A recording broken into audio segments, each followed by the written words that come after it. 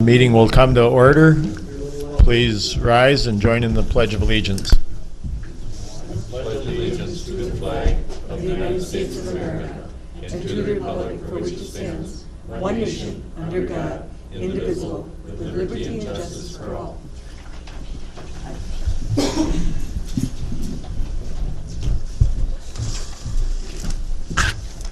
Okay, any changes to the agenda? I'll make a motion to approve the agenda. Second. All in favor? Aye. Aye. Opposed? We have minutes. I'll make a motion to approve the minutes. Second. All in favor? Aye. Aye.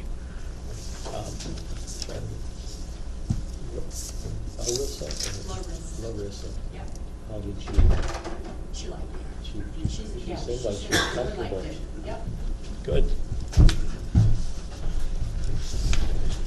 Welcome. Aye. Public comment, anyone? Yes? I think your clock's fast. You're slow. Today I'd like to address the county's lack of courage, competence, and commitment to the rule of law regarding mining. This has been on the front burner for 6 years and a problem for 50 years. Clearly there is a lack of integrity in dealing with mines here. Any request for more time only proves an intent to obstruct justice. This can be resolved in 30 days anytime you decide to do so. There are only two legal statuses for mines. It is either a permitted mine or a legal non-conforming mine. Our zoning administrator, perhaps with the county attorney and some of you on this board being complicit, has created a lie. That lie is that there's a third category of mines called undecided or in limbo. I think Houston County is unique in the state in this fraud. A fraud created because this county lacks the courage to address a long-standing problem that you yourselves created. We recently tried to clarify the status of a particular mine in this undecided status. After 4 months of attempts, including an appeal to the Board of Adjustment, we were told we cannot have our case heard because the status is undecided. To not be able to decide because it was not been decided is a circular argument and of course illogical. The zoning director acted in a way not allowed by the ordinance. He claimed a status which does not apply to this situation. He made a decision to which he is not entitled to be the decision maker. He denied the citizens due process. All that is required to clear this whole mess up is a letter that would take about a half hour to write. Give the landowner and mine operator 30 days to come forward with the required evidence of continuous use. If they cannot supply that evidence, they still get due process in front of the Board of Adjustment. If they lose the case, they must apply for a CUP. This is justice. This is not difficult. There are 4 possible ways a mine could prove continuous use. Tax records, including being continuously taxed as a commercial rate, business receipts and records, aerial photographs through time, and eyewitness testimony of neighbors. If they cannot meet this criteria for non-conforming mines, they are required to get a CUP to continue operating. Ultimately, it is the responsibility of this board to direct the zoning office to enforce the ordinance and do so in a timely way. The buck stops with you folks. I understand that part of this is a retaliation against a group of citizens who think they have the right to participate in their government. After all, who do we think we are? You should thank Houston County protectors every day for stopping frac sand mining in Houston County. At the time we took action to protect the county 6 years ago, 5 frac sand mines were in the process of opening, and there would certainly be many more by now. If not for us, you would be enveloped in a storm of controversy and legal battles every day. Our environment would be well on the way to ruin. We have borne this cost and controversy because you were too weak to do so. It is difficult to understand your commitment to not resolving the mining issue. One thing, however, is clear. This county is looking for excuses, not solutions. Thank you. Anyone else? Tess? Quick question for you. Was Brian's stuff take a while, or should we put that ahead so we don't have to keep breaking this up so much from closed session to open? Or doesn't it matter? I Oh. don't think, I don't I think think we're close. he's not gonna close it. Okay, okay. And Eric needs to get on the road. Oh, okay, okay, sorry. We have a little process to go through here. I just didn't know if it was quicker to not force everybody out if it was gonna be closed, we're gonna come back, or whatever, so I We just, can certainly be open. okay, okay, We don't have to close it. Okay. The term is gonna be open. So, yeah. okay. No, I just need to make an announcement. So, on the record, whoops, Lauren, throwing your microphone all around. Feel free to have a seat there. Pursuant to Minnesota Statute 13D03, Subdivision 3, this is normally a closed session to evaluate the performance. Our surveyor's been on trial, Self-evaluation. has been serving his one-year trial period pursuant to his labor agreement. However, it is my understanding, it is at his request, that the meeting remain open. Due to the data practice component, Per statute. if at any portion of time we wish to cease and go into closed session, that is your option. Okay. Okay, so, but we are in open session. So, Eric's probation period expires on January 3rd, and I can't believe it has been a year already. It has flown by. Time flies when you're having fun. It sure does. So, I believe he's forwarded his materials to you, his self-evaluation, and highlighting some points of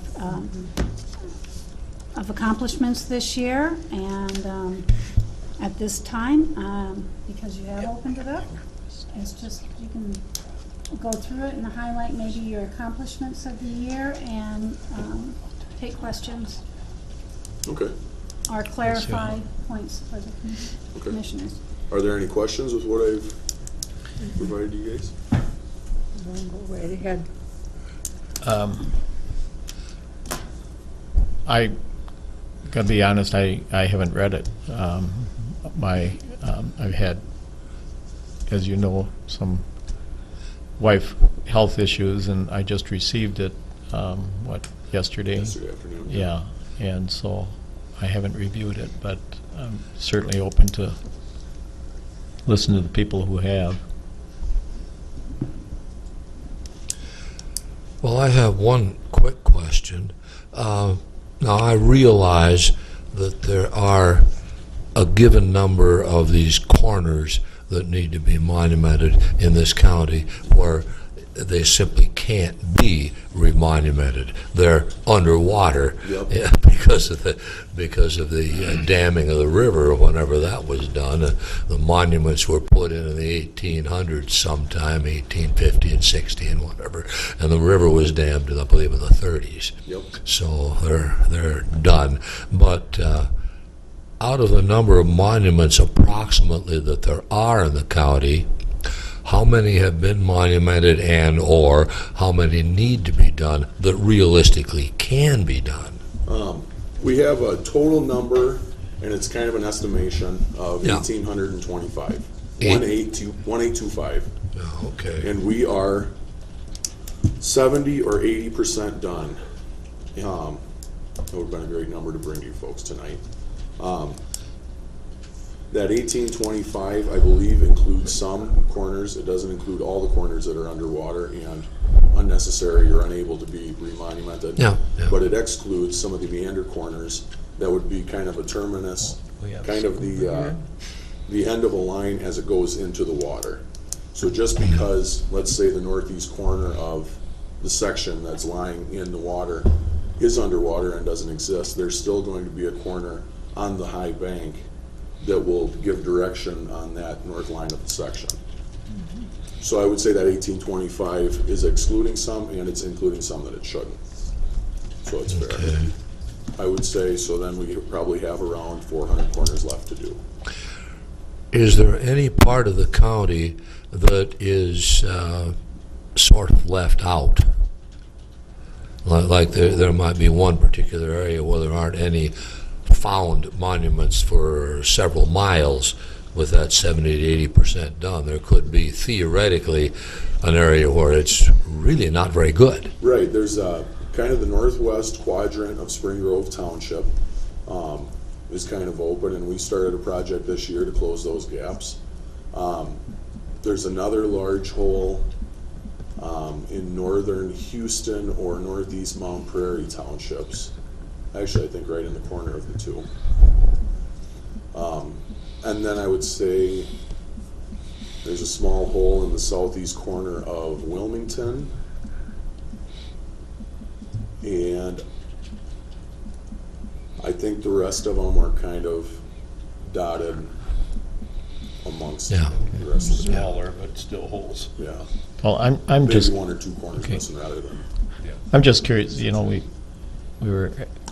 been at this for years. I thought 10 years was a target a while back.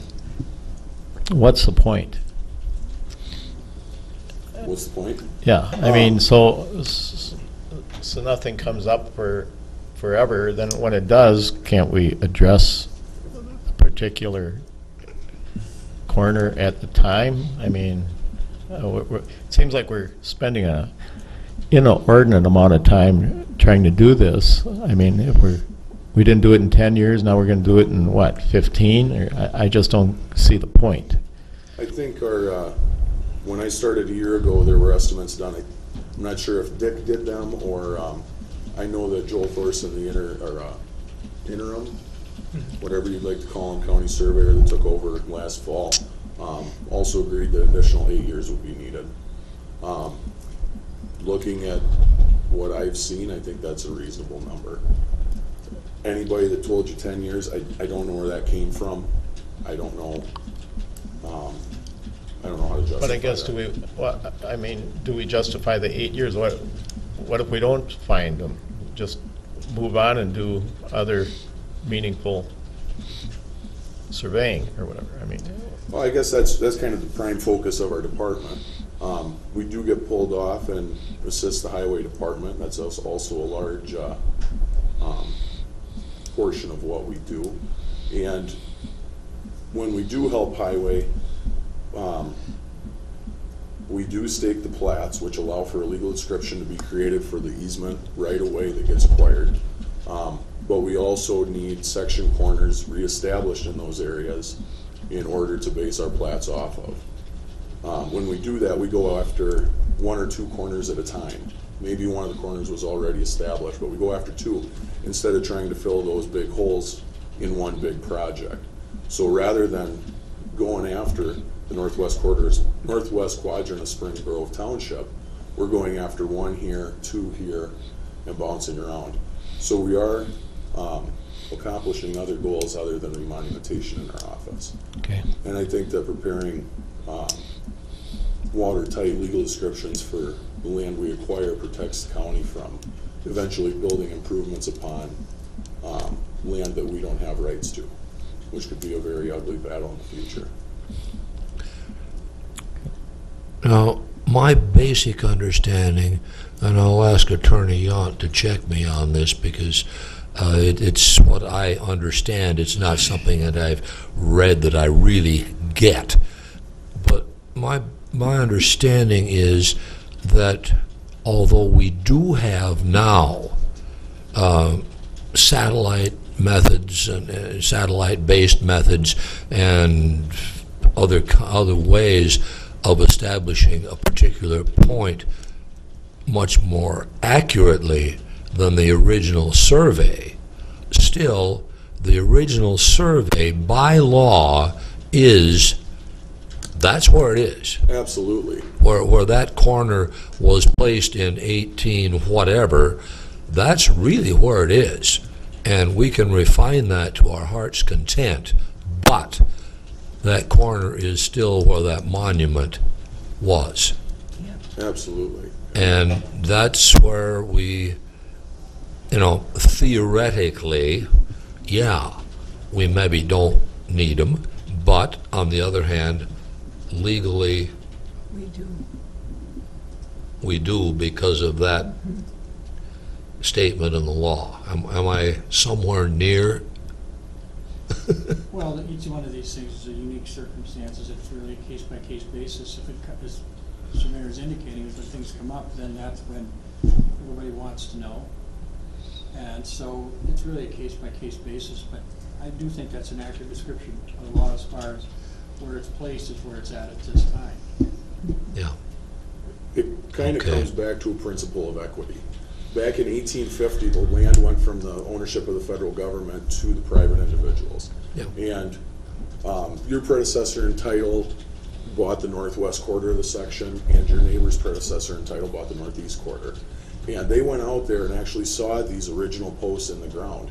And they said, I bought this, this parcel bounded by these points. And if those points were exactly a half mile apart, they didn't know that, because that stuff had already been measured by the government surveyors. And I've never seen one that is actually 1/2 mile exactly between the 2 points. But they assumed that it was, and that's what they bought it based on. And that's what, if we come by now and say, we can actually split this area better to get a midpoint between these 2 points, that we shouldn't move that, because they bought this land based on the idea of this is what it was. Boy, I think I talked in a big circle there, didn't I? Yeah. No, you have to, or someone's really going to lose. You could start at one end and keep correcting and be zero. Somebody could be left with zero at the far end.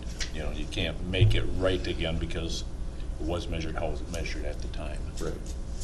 And they went off those stakes. There.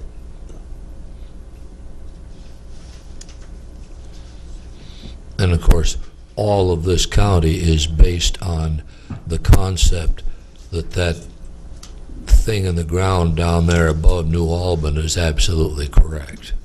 Well, actually, a more initial point was just east of Eitzen on the county road. We're actually kind of fortunate enough in Houston County, that's where all the land surveys in the state of Minnesota that are based off the 5th principal meridian, so 2/3 to 3/4 of Minnesota is based off of that one point. Yeah. And then the one at New Albany was set first, but the one there, it kind of has to do with how the Iowa line and Minnesota line come together. Yeah, okay. So we might own part of Iowa, is that what you're? No, I can't No, help with that. Put up a fence, maybe. It's worth a try. Other questions or comments or? No, I'd like to say anytime I've had to work with Eric, and I have had him do a bit of different things for me, he's done a great job. Thank you. Thanks, Scott. Answered my questions, you've got me any material, and seem to be very knowledgeable and timely. The basic question isn't, at this point, the basic question isn't the competence of the individual at his job. The basic question relates to, we know there are other counties some in our area, some out of our area, that have much less staff in the surveyor area. It begged the difference, And are we so- here to decide if he There we are. gets his 1 So, year? Yeah, Yeah. yeah. So I would say the point that's- of this whole conversation is, how'd he do in his first year? Yeah. I But I just wanted to make that clear, that my question is absolutely not directed at you, at your job performance. It's directed at, hey, what, what's really is this? And, okay, and I've spent some time talking with you, and I've spent some time talking to Brian about it, and done some other research, and so that's why I asked the questions I did. Okay. Yeah. Very good. So, At this time, I think we have to make a motion to approve his performance review and move him off of probationary status? Right? Okay. Unless there's any more questions. I'll make a motion to move Eric off of probationary to, Regular? No. status and Yeah, we're gonna open our approve his performance review. Second. discussion. I guess my thing would be, rushing to judgment really quickly. I know Jack said he wanted to, or didn't get a chance to review all the materials. I had a couple other questions that kind of came up. Fred and I were talking about on the walk up. I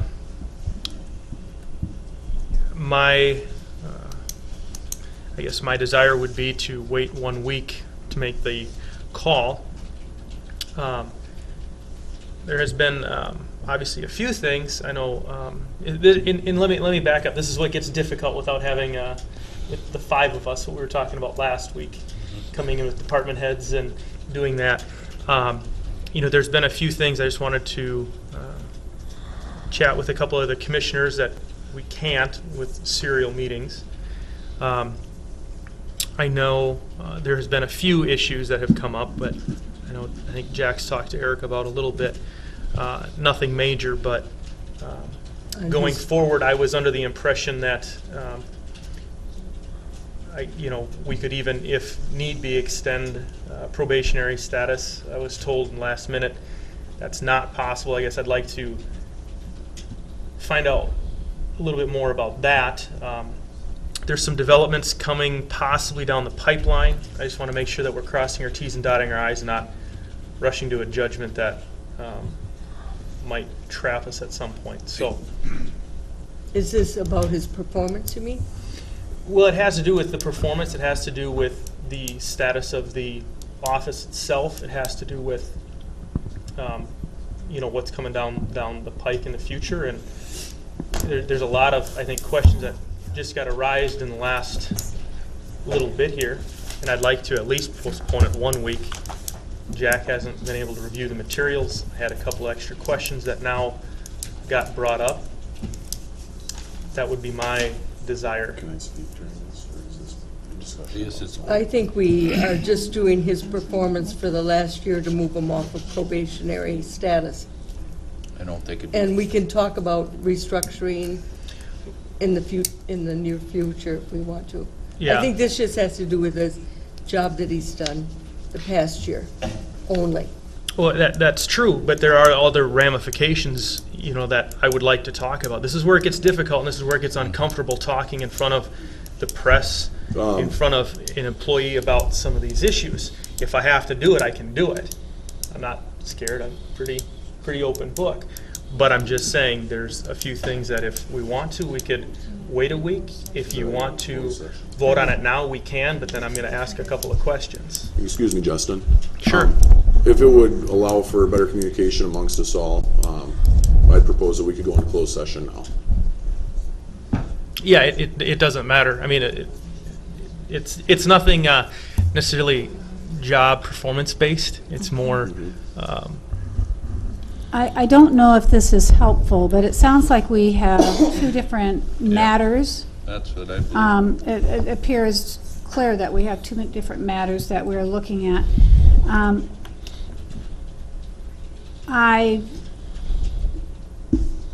To the best of my knowledge, one does not impact the other. So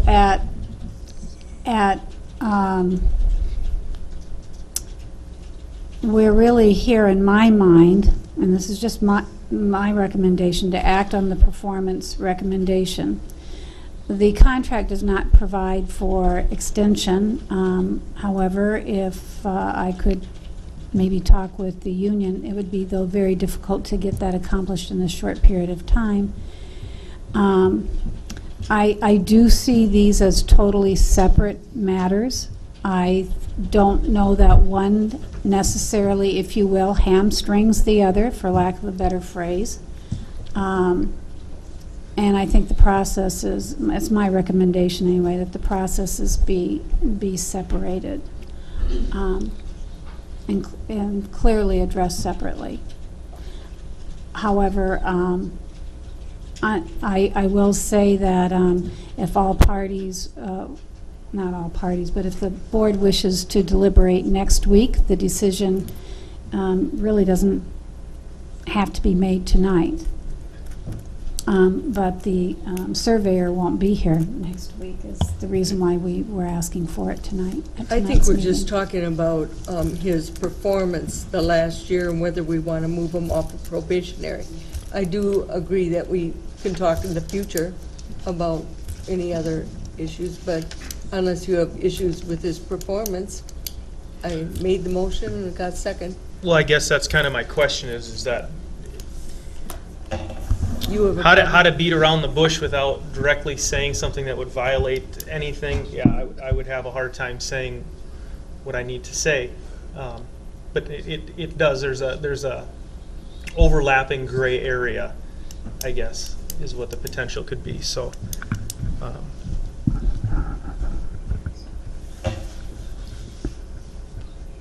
So we have. Well, we have a motion We and a have a second. motion Yeah, and a why don't we, second. I'll call the question. One up. All in favor? Aye. Opposed? Aye. Nothing against you. I can't vote with only half information, so it's nothing about your performance, Eric. I shouldn't say it's nothing about your performance. It's tied. It's tricky. I can't explain it. Okay. All right. Anything else? I apologize that I had a sidebar. The vote was taken and. Yep, and it passed. Thank you. No, I don't have anything else. Okay. Thank you very much. Yep, thank you both.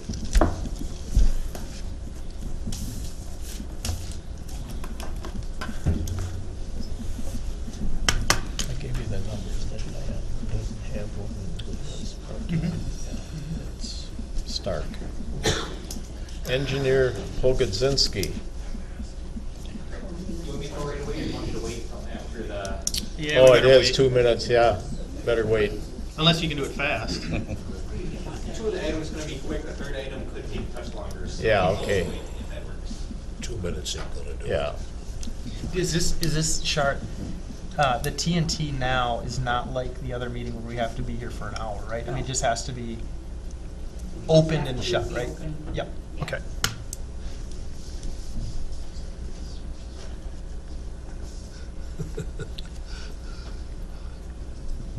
Well, I don't know. I think we'll be here for an hour anyway. Well, yeah, I suppose we don't have to open a special meeting since it's part of the board meeting, It's right? part of the board Yeah, meeting, yeah. So we can just Yep. start it.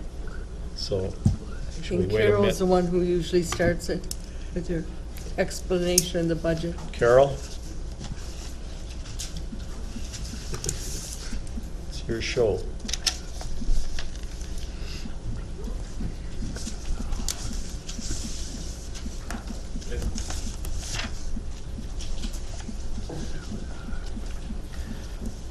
We have our Truth in Taxation budget presentation for the TNT meeting here tonight. And it is really just a review of what you've been addressing in the past few months since we began budgeting in August. The preliminary levy and preliminary budget were adopted on the last Tuesday in September. I won't say the day. So this just provides a summary of that information. If we look at the summary of the proposed budget, and there are these packets that in the podium there.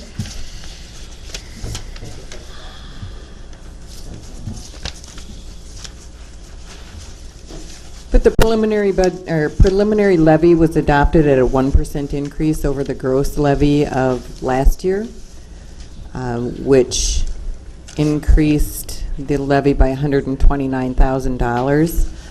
Our CPA increased, our county program aid increased by $73,508, so the net levy increase was actually $55,904. Are you looking at a certain page, Carol, at all? Right, summary. They're right inside. Second one. Second. Summary. Thank you. So these are the items that we are supposed to address at the TNT hearing. The proposed levy that was adopted, the summary of the increase, which I just went through, and then the operating budget. In adopting the 1% gross levy increase, it nets a $133,381 budget surplus in the general fund. Human Services has opted to use fund balance to decrease it to a level that they feel is more appropriate for that fund. So they will be using $222,212. So the net effect on fund balance would be $88,831. That's making an assumption that, well, the union contracts haven't been settled. There may be implications there regarding the $133,000 budget surplus. There are some other items that the board is looking at which would also affect that, either increasing the budget surplus or decreasing it. Next Tuesday, the board will need to make the decision whether they're going to remain with the 1% levy increase. So that's basically the summary of what's happened since we began budgeting. Carol, are all levy increases on a whole number? And you don't do, if you went down from a 1%, you don't do a 3/4%? Oh, we could. You could. You can do. Any number you want. You can have 0 increase. You can have a 1% decrease. You can have a 0.5%. Yep. I know you can't go over 1, but you can go multiple. You don't have to be percent. Right. Well, now that you have adopted the 1% levy increase, you can't go up from that. Right. You can go down. Yep. Understood. So the next pages really just show various breakdowns. We have the pie charts that show of the $30 million or so that's collected in the county, the allocation between the different taxing districts. And then we have a pie chart that shows of the local taxpayer, local tax levy. The state of Minnesota actually pays 10.881% of that through county program aid, market value ag credit, and disparity reduction aid for the county, for the county's portion of the levy. There are some comparisons of the revenues and expenditures for the proposed 2018 budget. It just shows you basically what amount each department needs in tax levy to operate based on what was adopted in the budget. And that's those next 2 pages. And then we have a comparison of the revenues from 2014 to 2018. There really aren't a lot of shifts one way or another. We get so much in state revenue that kind of stays the same. Federal charges for services that we provide to the taxpayers that they have to pay for. So they pretty much stay in line. You can see there isn't really that much difference in the bottom lines of the 2014 to the 2018. It's actually gone down. One of the factors in the amount of revenue that we get in certain grants has to do actually with highway projects. we can get big swings in, or, bigger swings in revenues based on the amount we're going to have for highway projects. I'm just looking at that 214 to 218 and fund balance applied. So in 2015, we used a substantial amount of fund balance. And that was actually because of the flood projects that we received the money in 2014, but the project wasn't paid for until another year. So it was money that we got in that increased our fund balance, but we used it then the next year Okay. when the projects were finished. All right.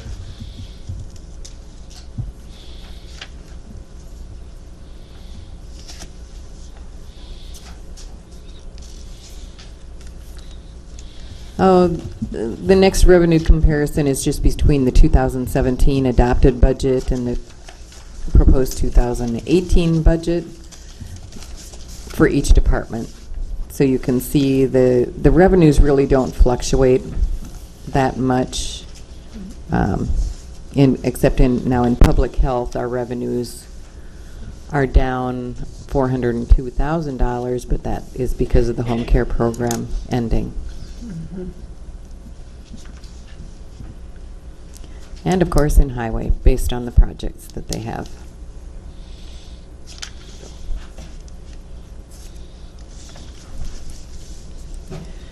And now the next pages deal with the 2014 to 2018 expenditures, or the next page shows that.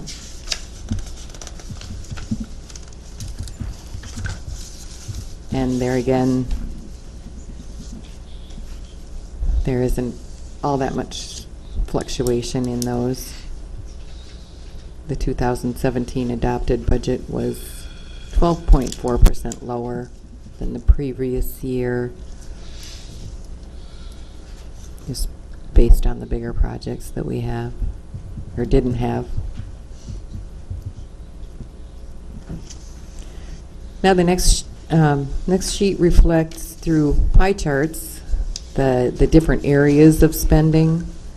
So our general revenue, which is more of the things like considered in the courthouse, we have the auditor's office, the treasurer's office, the recorder's office, finance office. Those that provide general services take up 43% of the budget.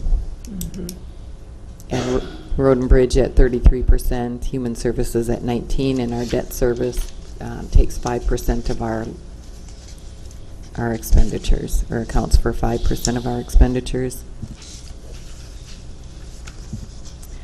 And down in the bottom, it shows more. This is countywide, where the wages and benefits are 44% of the budget, with operating expenses being 25% of our budget. Capital expenditures and equipment 23%, and miscellaneous expenditures at 3%. They are more like our appropriations, aren't considered operating expenses. Miscellaneous might not be the best description, but it's for items like that, like our appropriations to soil and water, Ag Society, Historical Society, SEMCAC. Okay, Carol, we just approved the refinancing of some bonds. It won't affect our actual payments, the levy that we need for 2018. It will be in 2019. So we won't see any... Not for 2018. Okay. Thank you. Carol, do you have any comparison data on what % of budget our debt service is as compared with other counties? I do not. I can find some information on that. I know we're actually a relatively low debt county. Yeah. Yep. I can see what I can find throughout our area. Yeah, just occurred to me now. I'm sorry, I should have asked you before for this meeting, but don't think ahead very well sometimes. Yeah, that's kind of what happens to me too.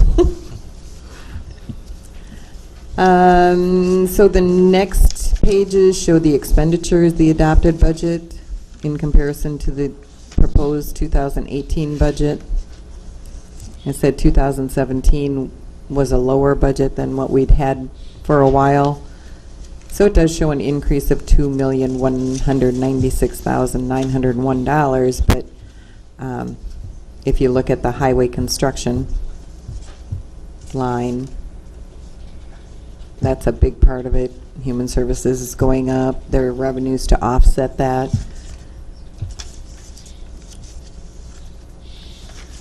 So when you look at our levy increasing 1%, but still having a budget surplus, there's, you can kind of get the feel that there's revenues to cover those increased expenditures. And then the rest of the handout is actually just each department showing a comparison from 2014 to 2018 of their expenditures. And some have a description of that. And I guess all the department heads are here if there are questions regarding any of those budgets. Or if there are questions of me. Yeah, Carol, go to, is there a page number? No. The expenditure page, just a page or two back, where it says Board of Commissioners, for instance, 2017 adopted budget 230, proposed 218, 223. Doing the math, that would be 46,000 per commissioner. You also have that the 6264 professional services account that we budget. I think for 2018 it is $50,000 where you pay for projects and stuff. We just moved like $15,000 of that in 17 to Botcher Park. Is that counting?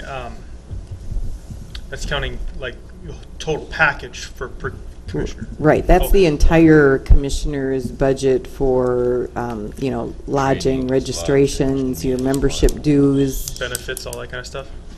Right. So it might be helpful to look back on the chart where I said we wouldn't go through all of it, but this.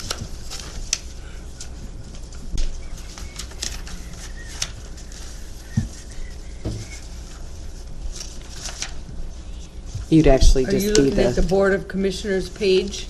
right, that shows the Which- 2014 Oh, yeah. Okay. adopted Just one more to page. forward. 2018. So there you can see the wages and benefits are $138,040. Which has gone And down since 2014, quite a bit. Right, and there are, one of the biggest factors in determining that is actually the benefits package. The health care insurance benefit package is taken by the commissioners. So the wages and benefits are $138,000 of that 223. The operating expenses is everything that you need. The publishing of the commissioners' proceedings are Okay. included in that. Each department. You were just wondering why that every other Thursday pay stub didn't quite show that? Yeah, I didn't. I thought my bank was screwing up or something. No, Yeah. No, I appreciate that. It just seemed to be a large So that's sum. where you can get an idea too on each of these pages. It's broken down with the wages and benefits that there are and how much the operating. All right, thank you.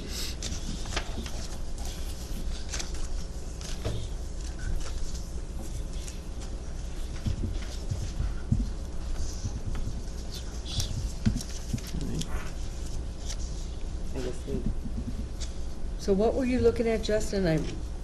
You were figuring out Oh, no, we were just looking at, so if you the took Board the, of Commissioners page? Yeah, because if you took the total, if you took that total and divided by 5, it comes out to like 46 something. Even if you were saying with benefits and stuff, I'm going, Jesus, that's still 10,000 over. But then when Carol was saying, if you add the professional other technical fees, there's an extra 10,000 per commissioner if you would, dividing that up by 5. So it comes out. But just that initial reaction, looking at it, going, whoa, And all of our, somebody's stealing from us because I'm not getting all that. We got 8 commissioners. Yeah. So anyway, that was what it was just okay. what was all included in that number. Yeah, no big deal. But so anyway, thank you, Carol. That explains it. So basically, the review of the budget information part of the meeting is, that's it. And if there are any questions from any taxpayers concerning their taxes or the budget, we would entertain questions. Anyone? Taxes or budget questions? No? Okay. And if that's the case, the TNT portion of the meeting is complete. Thank you very much. Thank you, Carol.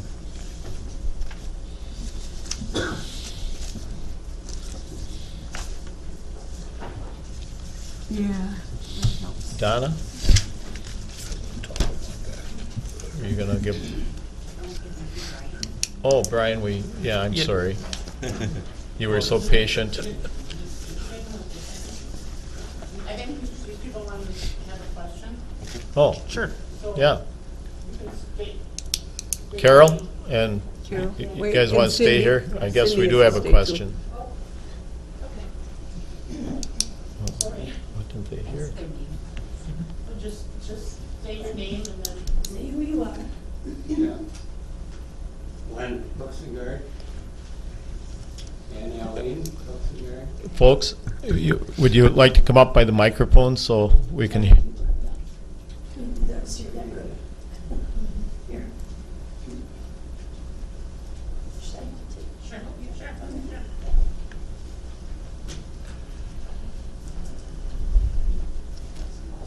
You can see it right there. Right there. Yep. Microphones here, yeah.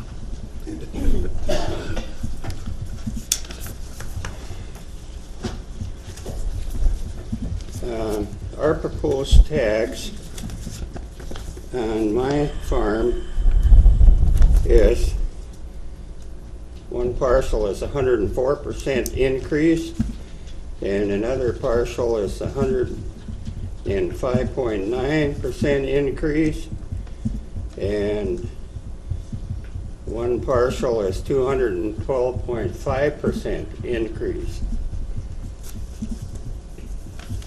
Maybe our assessor can answer that. I think I know what happened here. Last year, your farm was considered agricultural homestead, and this next year it won't be because you live in town. And I'm not sure how the appraisers were informed on that, but if you don't farm your land and live on it, you don't get agricultural homestead. We didn't lose, we lost homestead 2-3 years ago. But the agricultural homestead that was on that came off this year, and it went from a 0.5% to a 1%, which would double what you have out there. That's why it would go up 100%. So this was the year that it took off. Because if you look at this, I believe, and I haven't looked at yours, but This is the wife's farm. okay, it says you have agricultural homestead here in 17, agricultural non-homestead in 18. So your classification rate goes from a 0.5% to a 1%, which doubles it. And that's because they're So- not living on the farm and they're not operating. Operating it. And if you were living in the city but still operating it, then you could have a special ag homestead, which you would have to fill that form out every year, do your, get your, form, help me on that, special form F? Your tax, well, your tax form saying that you report your farm income. But you have to take the risk. You could hire somebody to put the crops in, but you have to take the risk on if the crops fail, it's your loss, not a renter. You mean you'll get homestead if you're operating a farm and not living on it? Yes, because we have people who live in a city, but they have acres out there that they operate. Okay. So they do have a special ag, but you have to apply for that each year, and you have to qualify. They You could know, come in and talk to you about that, Cindy? Pardon? They could come into They your certainly office and could. discuss that? I think you could help them Yeah, that- considerably. No, I can't change for 18. No. Because that should have been done in April Mhm. at the local boards. Right. But going forward from there, I can, if they qualify. Yeah, I talked to Cindy before the meeting, and she suggested that maybe you folks would like to have a sit-down with her, and she could more thoroughly explain the details of what happened and why it happened and what in the future can potentially be done. Would that be If anything, yeah. an agreeable thing to you folks? Would that be Another thing agreeable to you folks? We're both hard of hearing. Yeah. Okay. I'm sorry. Would that be agreeable to you folks I to think so. have a private meeting with Cindy and, We'd appreciate that, yeah. yeah, okay. And she's more than willing to do that, so. Yeah, so you can just let me know sometime you're available and that I'm available, and we'll just meet. Yeah, Because Or you quite, wanna call me in, like in the next, we'll do. okay. quite frankly, we now can't, Another thing, land value has slipped some on the market, but our estimated market value on my farm, it was $39,600 more than last year, and on the wife's farm, it was $39,500 more on the estimated market value. Now, I know lands have slipped, the land prices have slipped a little, but why is the estimated market value that much higher? We do through the state something we call the sales study. It runs from the first day in October till the end of September of each year. We put in all of the sales in different categories, whether it's agricultural, residential, commercial. We have all our sales that are arm's length transactions, which means they were sold on the open market. Both the buyer and the seller were not in any hurry or pressed to sell or buy. Those arm's length transactions, we take a ratio over what our sale price is and what our value was and what the sale price is. We array those from lowest to highest, and we take the median value. That median value has to be between 9 or 0.9 and 100 or 1.05%. Otherwise, we have to make adjustments, or the state demands adjustments. In the last year, in the last 3 years, we have raised slightly, maybe Woods one year and maybe tillable the next, because of these ratio studies.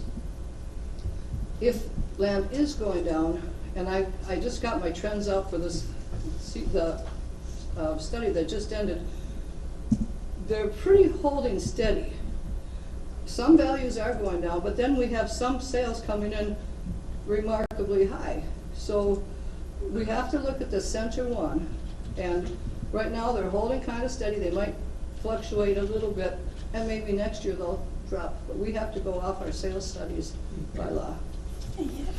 See, Thank you. Cindy, quick question for Sorry to you. be a bother here. No, you're no, fine. and Not a bother at all. if you aren't, if at the end you have no satisfaction, you want to call one of the commissioners, I think Fred's your Yeah, area I'm commissioner. in the district, and you got my phone number in the book. We'll just give her a call one day and see what. Yes, She can explain a lot Thank you much. clearer. yeah, we wouldn't explain it Cindy's very a lot well. better at explaining these things than I am, though. You Yeah. better talk to her. Okay, thank you.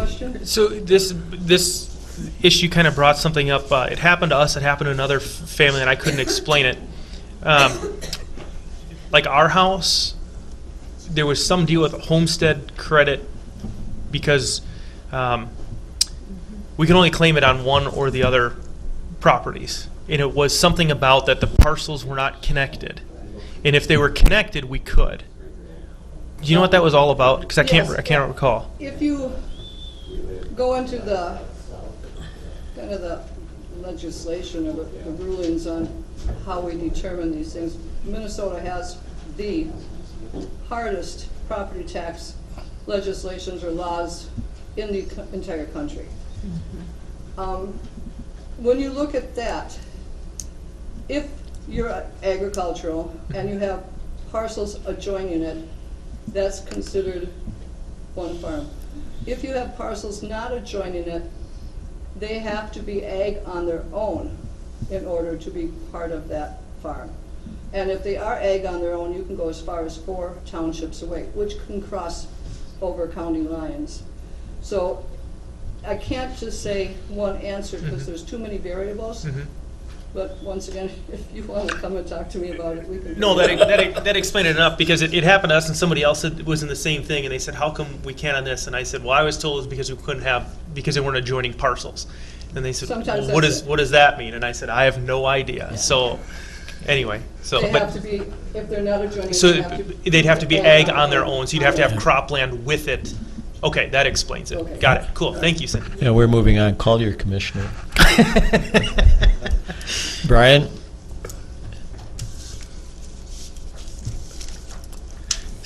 This isn't about your taxes, is it? No, it's not. Okay. Okay, so I have 3 items on the agenda tonight. First item is to approve the application to the MPCA, Minnesota Pollution Control Agency, for MS4 general stormwater permit. This would be for within the city of La Crescent area. This is just a reapplication update. Every about 5 years we need to reapply. This time around they're requiring us to do part 1 of the application to kind of split it out. And as part of it, they want to have the person with ultimate responsibility of the county sign it, which in this case, board approval and chair signatures. So coming to the board in the past, the county engineers just signed off on it on their own. So nothing new otherwise. So you need a motion to approve that, correct, Brian? Yep. Now I'll make a motion to approve the MPCA MS4 general stormwater permit. I'll second. Oh, you got it. Okay. Any questions, I guess, or comments? All in favor? Aye. Aye. Opposed? Okay. Second item is to approve the FAA airport grant pre-application checklist. This is step 1 of the process to obtain federal funds to do a project to update the airport master plan and airport layout plan. This is something that the FAA would like to see done approximately every 5 years. Houston County has not had a plan that's been updated since 2005 or 6, I believe was the last update. That update was not officially approved by the FAA. It didn't go through the entire process. So the FAA and our consultant are all recommending that the county goes forward with this. The estimated cost of this is about $195,000. It's a pretty expensive venture. But out of that, the FAA would pick up 90% of the cost. 5% would be picked up by the state, and 5% would be county cost. So the county portion is a little bit under $10,000 out of that cost. So the recommendation is to approve it. Go ahead and update the plan. If the county wanted to do any improvements of any type at the airport, whether it's buying some additional land for easements to prevent people from building on it, or if they wanted to build additional hangars out there or do any improvements, this needs to be done first. It does not need to be done this year. It's highly recommended it be done this year. It could wait another year if the county really wanted to. I don't want to push it off too far because it does tie all of our future entitlements to this plan. So, is this 10 available in any budget, or? I can't remember how we put it in our budget offhand. I can go and pull up my file to see. No, that's all right. But it is budgeted somewhere. We do have money in. Yeah, I was going to say we have some money budgeted for airport projects and different stuff, but we don't have, I don't think, this specifically budgeted for.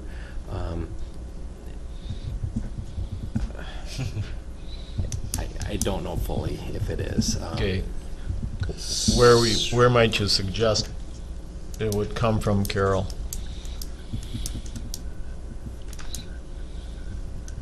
Let's look at. How do you feel, Brian? I mean, put it off a couple of years, or at least a year yet? I mean, we have it, unless we have any projects happening, it doesn't sound like it really affects us. Unless there was an emergency disaster or something, I imagine, then we'd be caught, huh? Yeah, so, like I said, I mean, it's recommended, I know the FAA would like to see it done. We don't have any projects that we're looking at saying we absolutely need to get this project built in the next year or two. You know, the runway's been repaved, we got a fresh seal coat on it, we have bathrooms, we have fuel system. Like I said, the next project potentially coming up would more than likely be looking at should the county buy a little bit of land and build some hangars. We're on the borderline minimum level of planes housed at the airport. If that drops down a couple from where we're at, we could potentially lose our $150,000 worth of entitlements per year. That's the biggest risk by not doing it now. So if we did this, we are guaranteed to get that entitlement? Or if we don't, what could be a possibility? Right now, we have that $150,000 per year that is allocated to our airport for projects.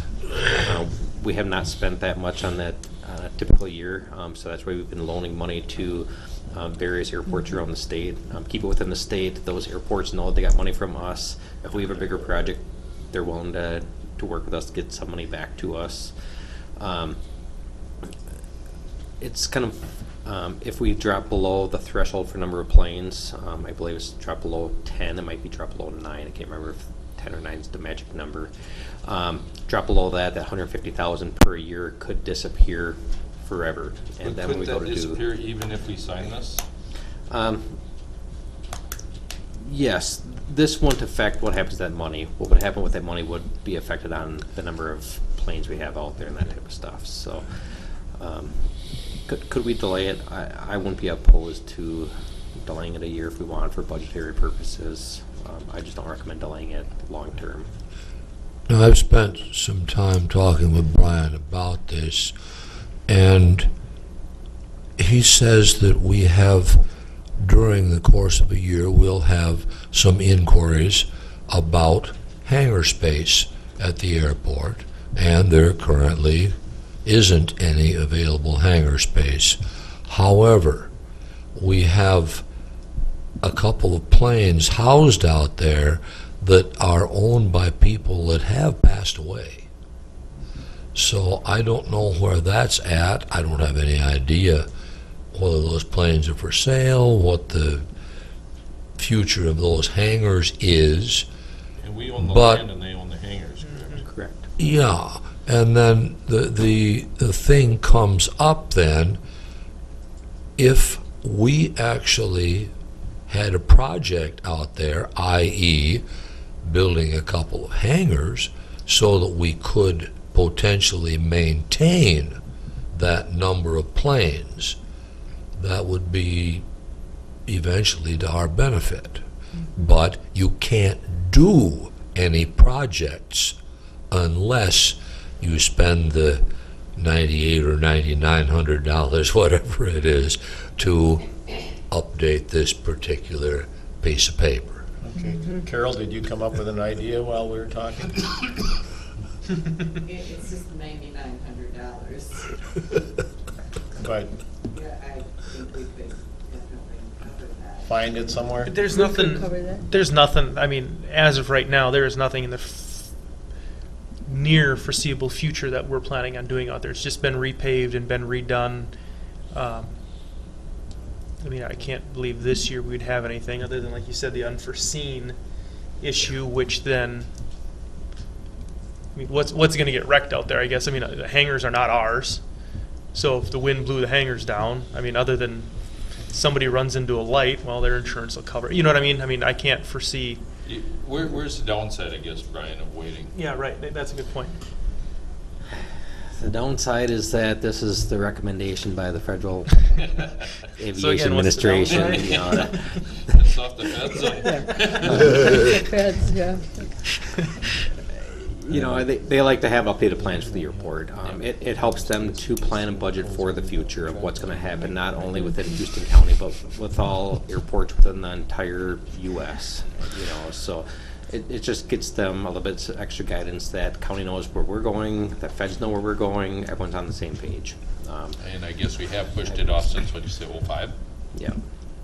And that wasn't And really even that done one, in '05? even that one was not approved by the FAA. The process was kind of killed. That got into, you know, was the county going to build a cross runway and additional improvements? It was, you know, lengthen the runway quite a bit beyond the current length.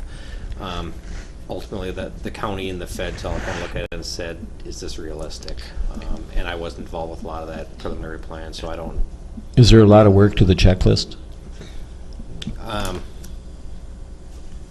Everything's been filled out for the checklist. You know, the county approves it. We sign this, that it's our intention to go forward with this. I do not know 100% for sure if this does bind the county to doing the project, if the county would choose to back out once the FAA says the funds are available for us to proceed.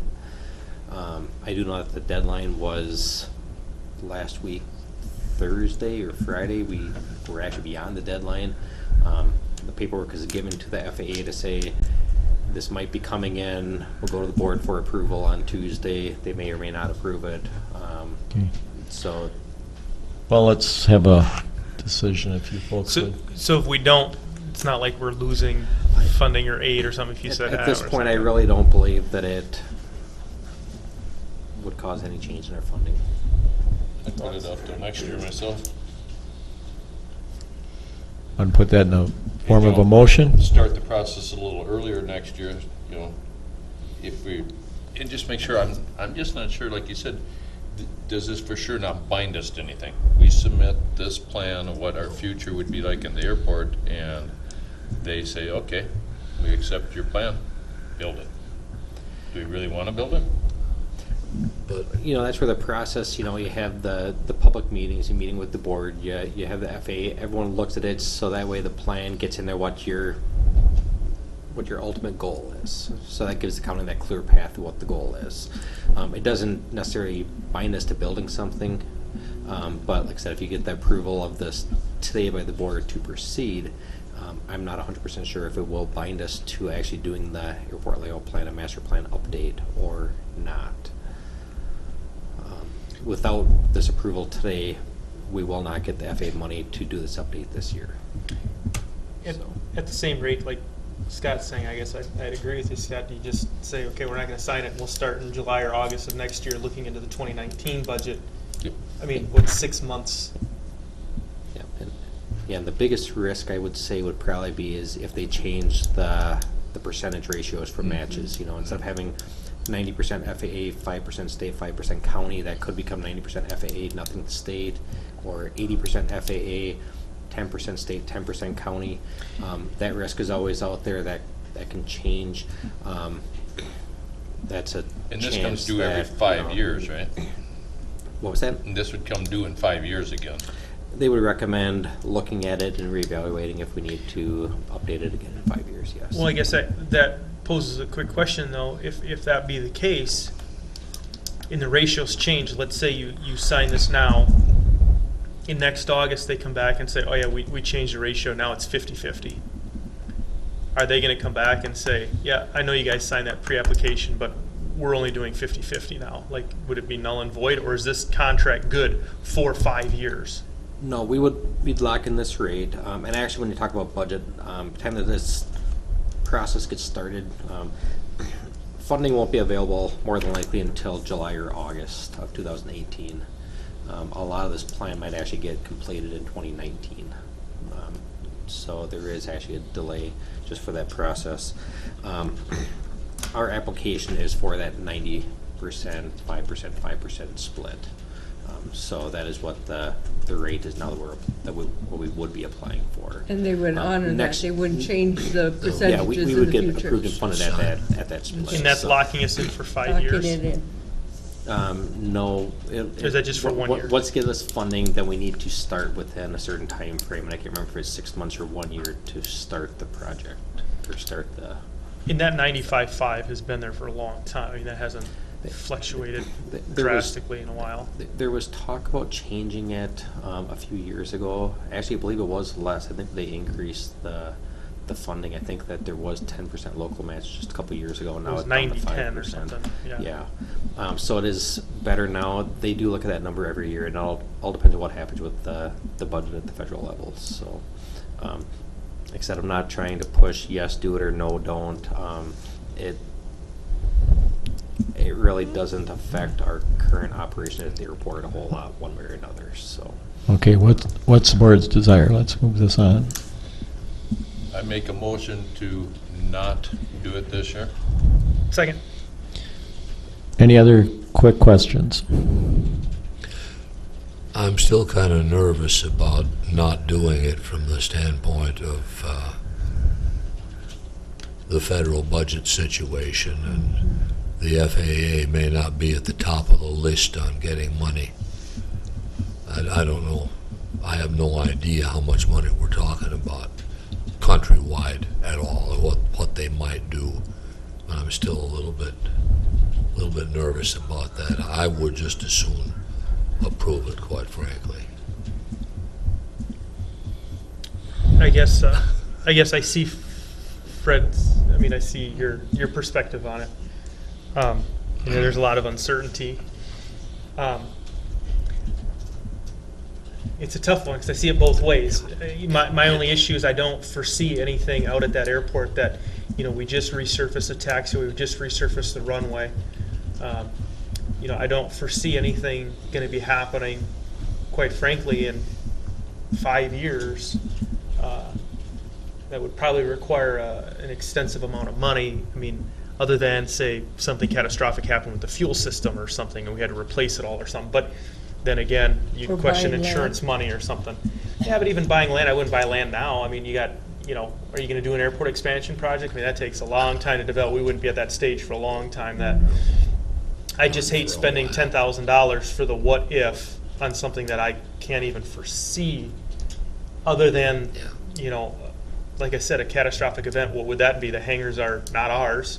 The fuel system, maybe, but then would you have insurance money through MCIT to cover that? I don't. I know. That's my only issue is I don't see a reason to spend the money yet. I don't, and I'm not sure I completely understand the whole system of what we are signing up for and what, if this goes through, are we locked into anything? I'm not sure I understand it all. This essentially is like a master plan of what we would like to do, but it doesn't tie into anything in the future. However, it provides guidance. And then in the future, if you want to go a different direction, you need to go back and update it. So you would need to do some updates to that plan. That update should be less expensive because you're not doing the entire plan. You're just trying to say, what about if we go this direction? If it's a minor change, it hopefully can be done fairly quickly and easily, although whenever you start dealing with multiple agencies, it can take some time and have some expense. It doesn't tie us into where we have to spend money on buying land, or we have to spend money on building hangars or lengthening the runway or whatever it is. Does not tie us into doing something. Okay, any other questions or comments? I think technically we are overdue on getting this done by quite a few years. How many years are we overdue on? Well, It's not a huge deal either way, No, but it is no, it's something. not. Yeah, we were due probably back in 2005 when it was being updated last time. So it's Yeah, so we're like 12 years overdue on on doing this. Well, maybe That's we the should other just argument for motion doing second, it. See where that's at, and then we can. There might be UFOs by the time we. Hey, the Navy saw a couple. No, you know, I said it might not be done in 2 minutes. Yep. Okay, we had a motion and a second. All in favor? Aye. Aye. No, Oh, You didn't ask for opposed yet. no, I didn't. sorry. Why don't we do that? Why don't we poll? Roll call? Yeah. Roll call, yeah. District 1. Thank you. Oh, that'd be me. No.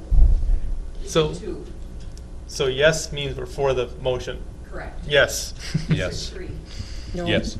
No. District 4. No. District 5. Oh, I'm sorry. No. I just went down the line without waiting to be asked. I'm sorry. Okay. So now do you want to make a motion? Yeah, to approve it. Okay, I'll make a motion that we approve the, what's the correct term of that thing? Grand Prix. The FAA Airport Grant Pre-Application. There you go, thank you. I'll second it. Discussion. And then you said it was like $9,900 or something like that? Yeah, I can get you the exact dollar amount.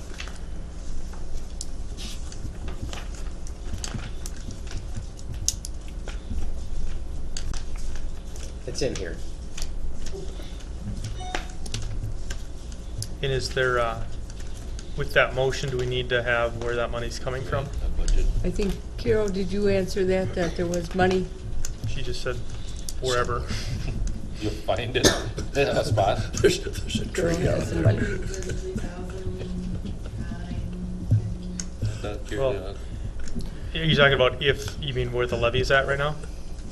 If that's approved, I mean, if, let's say for instance, the board says, no, we're not gonna approve the levy, then where does that money come from? We could have highway department transfer back that amount from the overage that we've taken for Wildcat last year. Okay, so there's. I like the square up deal. As Brian looks over his shoulder. I used to like Carol. Yeah. Okay.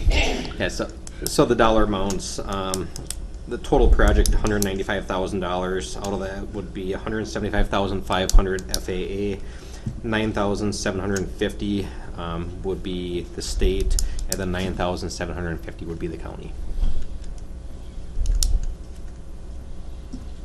Yeah, I don't know. Okay, all in favor? Roll call. District 1.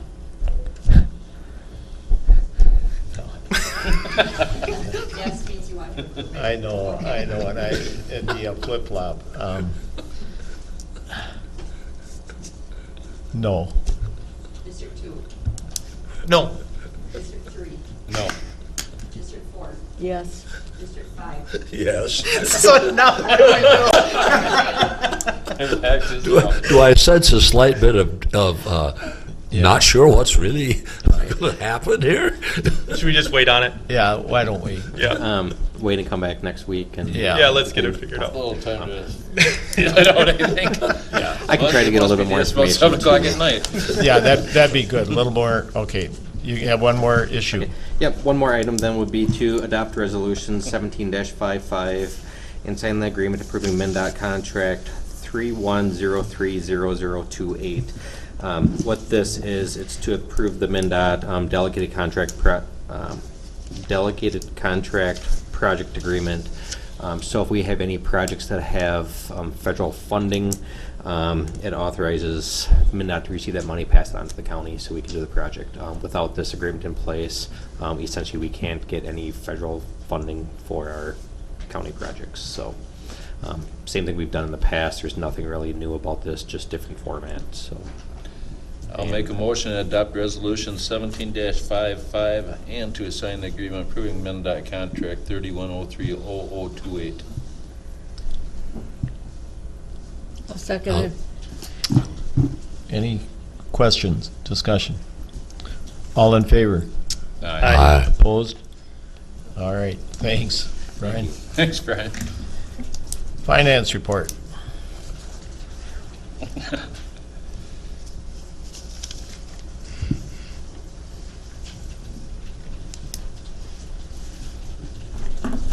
So I emailed out the November finance report, which we have received our November distribution of the tax money. So were there any questions on that? Because it looks pretty good.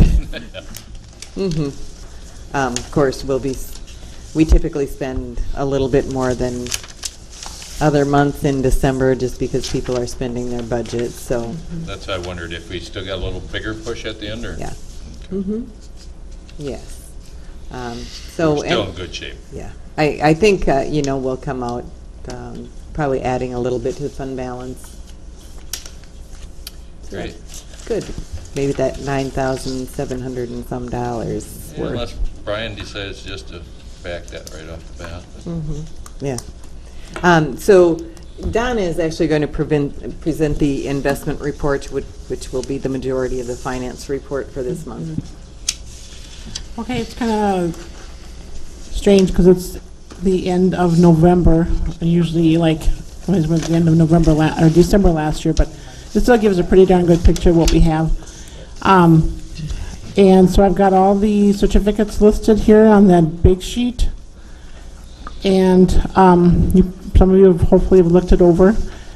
It's pretty much the way it is most of the CDs are coming due like within 1 to 5 years for the majority. And then we've got bonds a little bit longer, but that's typically the way it is because it's higher interest rates. I know Fred called me this morning with a couple questions, and that was good because it was hard to read with the scroll down on the computer, but like I told him, I'm going to print this out so you can see it a little bit better. The main thing that you might want to look at is the yellow highlighted. General fund is, of course, what we deal with every day, in and out with receipts and expenditures. And the cash money, okay, so let's go back to the general fund. We've got 269,000 in there, 8503, and then the cash money market has 3,300,000, and typically that's always kind of low at the end of the year because that's my in and out account that I put cash into, take cash out. And then the big one that everybody is really interested in is the money market that we've got at Eitzen, and that's got the 4,323,000. I think that's probably the highest I've ever seen it since I've been here, and it's nice. It's nice because it's now earning that's not right. Excuse me. It's actually 1.21% right now. I didn't change that. Like I told Carol, I can change things, look at things 100,000 times, and it's actually 1.21, I believe. 1.21. I know it is. So we can just change that. Yeah, where is she? So with that, where are you, Donna? Right on down in the money market, it's about 3/4 of the way down on the big sheet. The money 4,323,000. This guy? Oh, So that's supposed to match. Okay. Yeah, money market is because he's got on the one page you got 1.21. Oh, does it? Yeah, that's on the. Are you talking about this page? Yeah. It's actually supposed to be 1.21. I'm Okay, sorry. So this one's right. Yep. Now see this sheet here is the fund investments. This is strictly separate from this. Okay. So this is an addition. So when you're looking at our the cash balance at the end of November, it's $16,088,206. So that's the cash balance for general fund right here in the big sheet. Then you look at the longer skinny sheet here, and that's the fund investments, and that total is $3,474,576. So this is totally separate from this. And that's what we have in funds. The county owns this money right here. So this is fund investments, this is general revenue. And the fund investments are all, separated out here. You've got your road and bridge, human services, general fund, which is like the compliance, recorder's fund, technology, and E911. And then some, the soil and water investments as well. And those are all separate from the big sheet.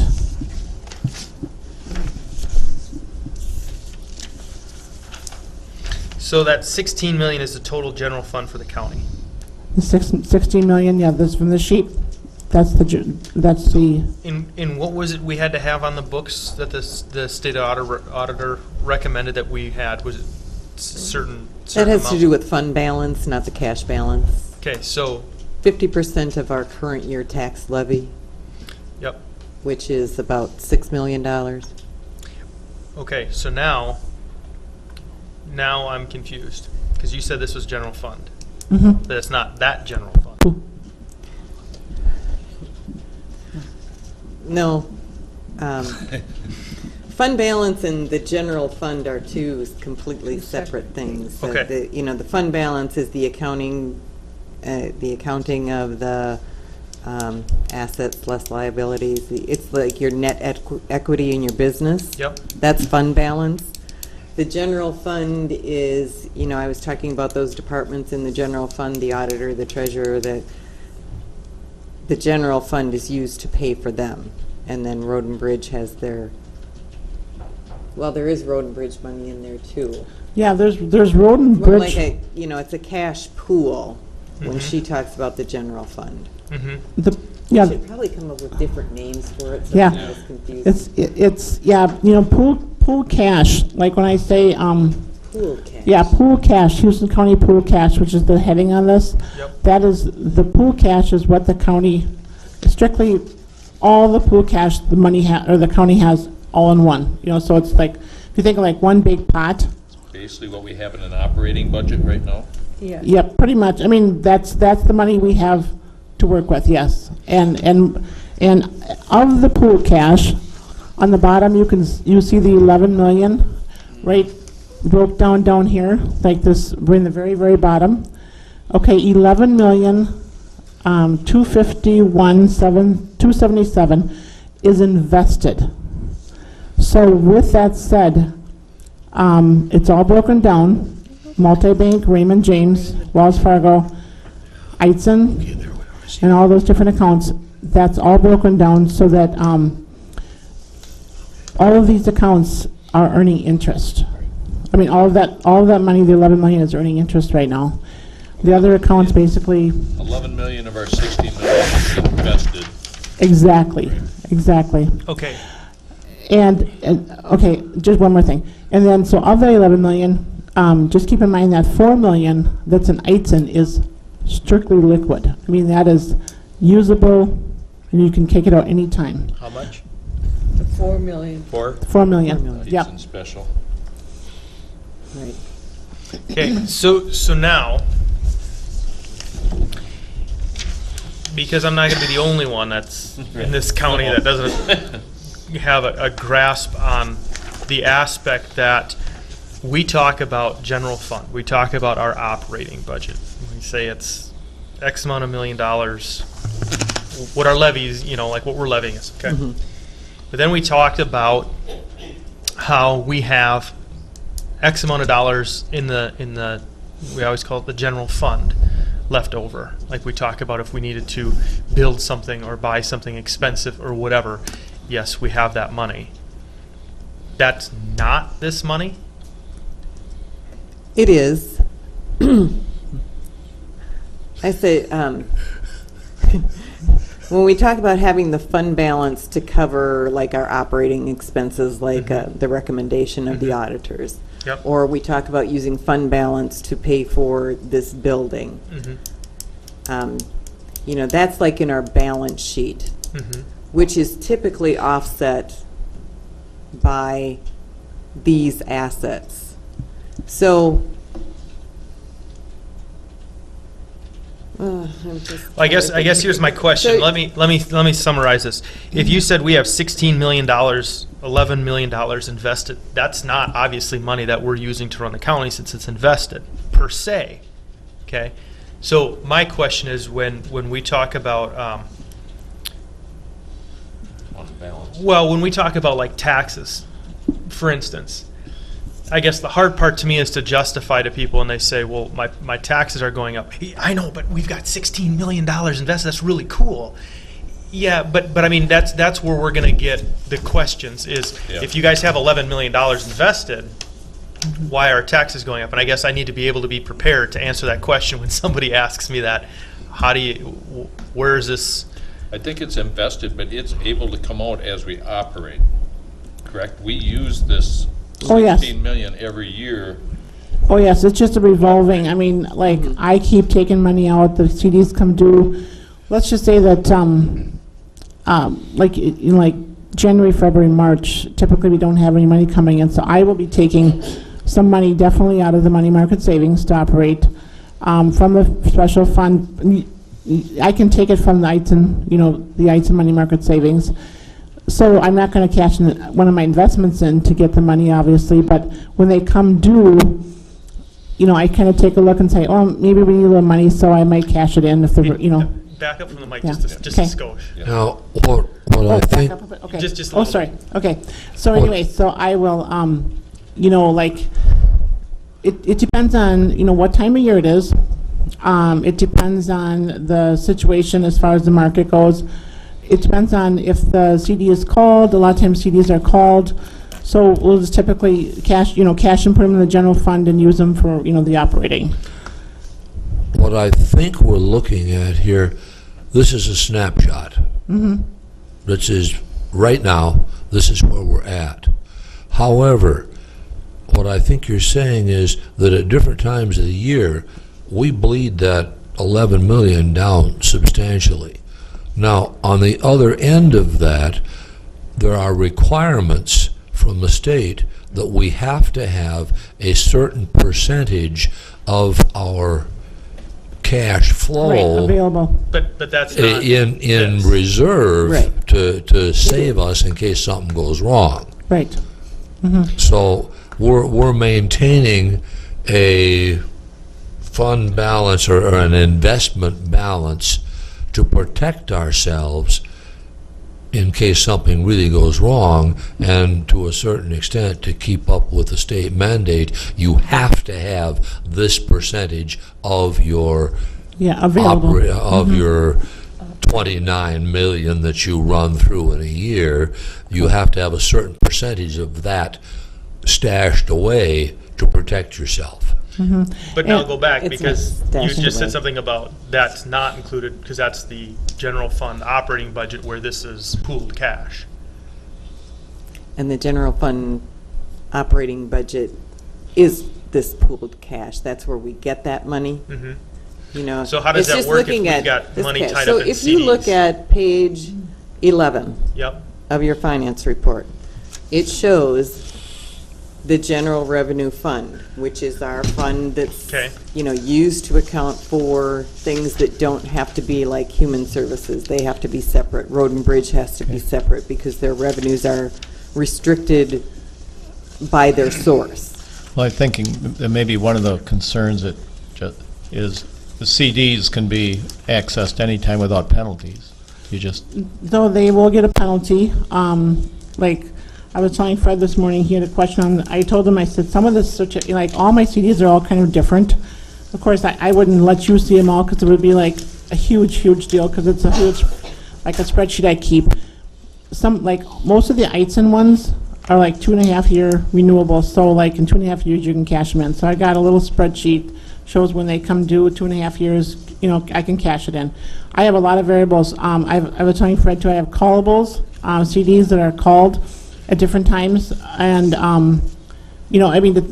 lot of times when I buy them, they'll say they're probably more likely going to be called. So pretty much they're going to be called. So you get the higher interest rate, and then they're going to be called because the rates aren't that high. And the brokers will tell me, I think this is what's going to happen. So then, you kind of have that, you have that on the spreadsheets, callable on certain dates.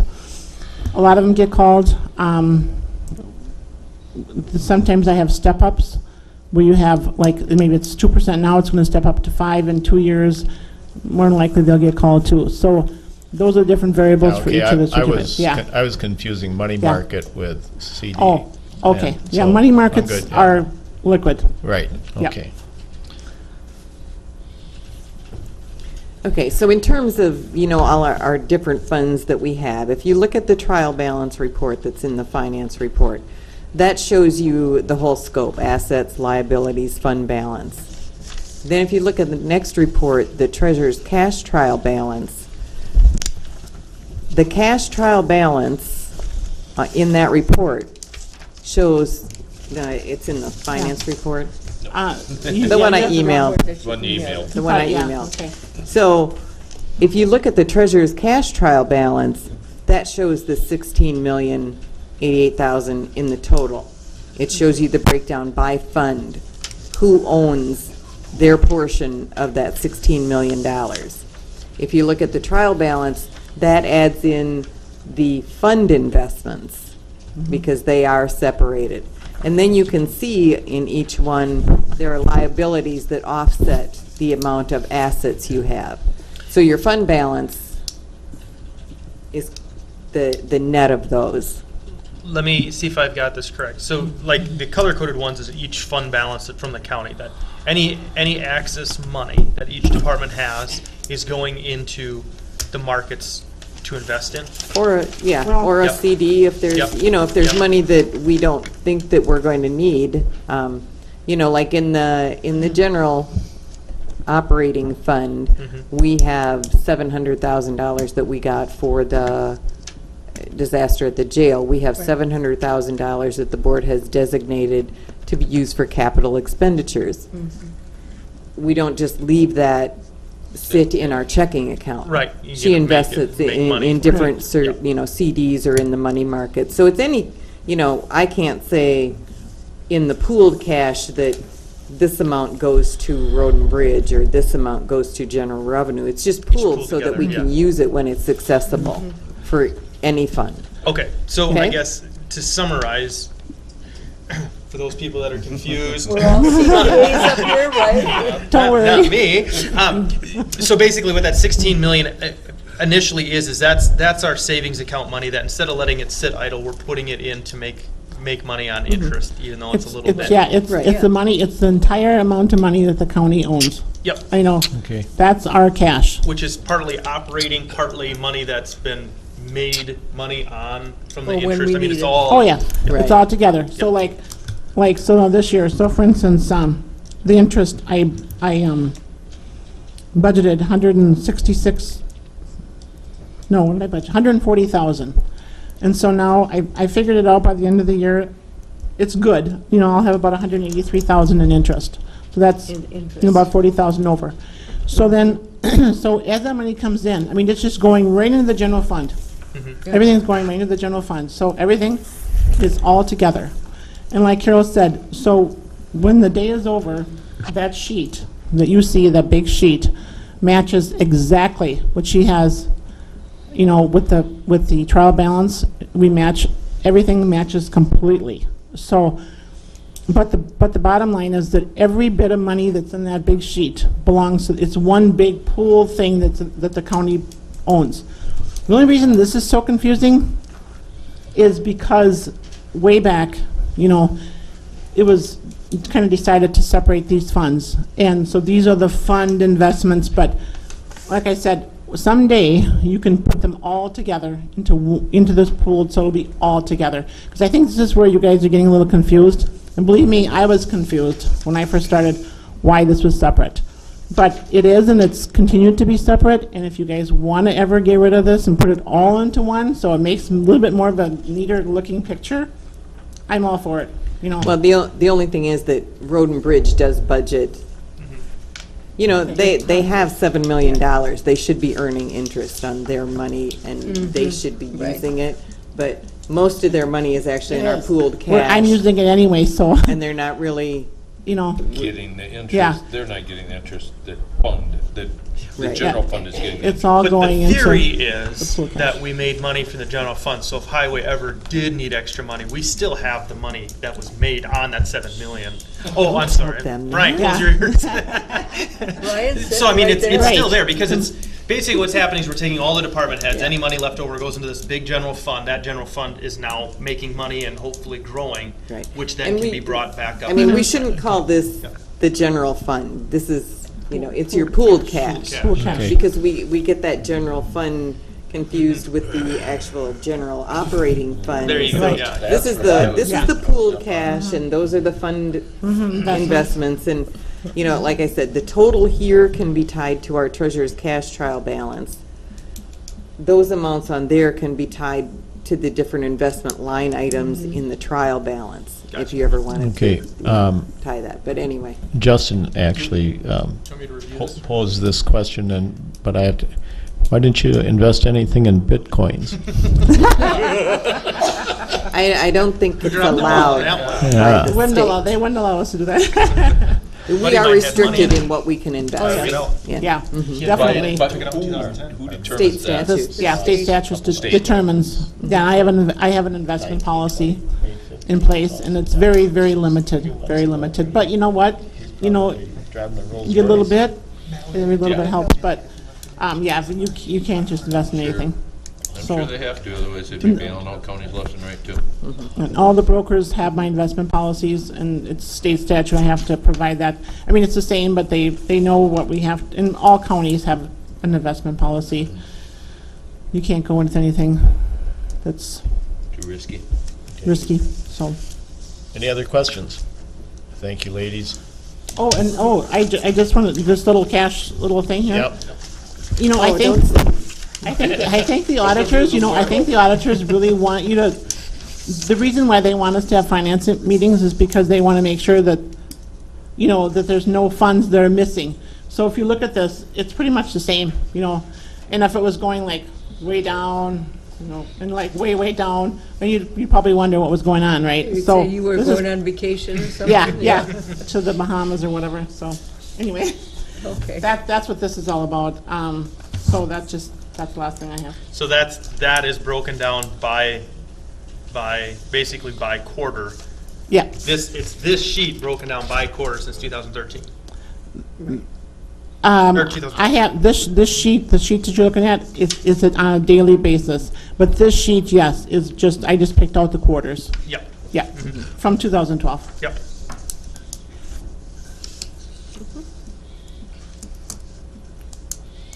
So if we see a drop next month. Next quarter. Next quarter. Next quarter. And if you ever want to come in for a,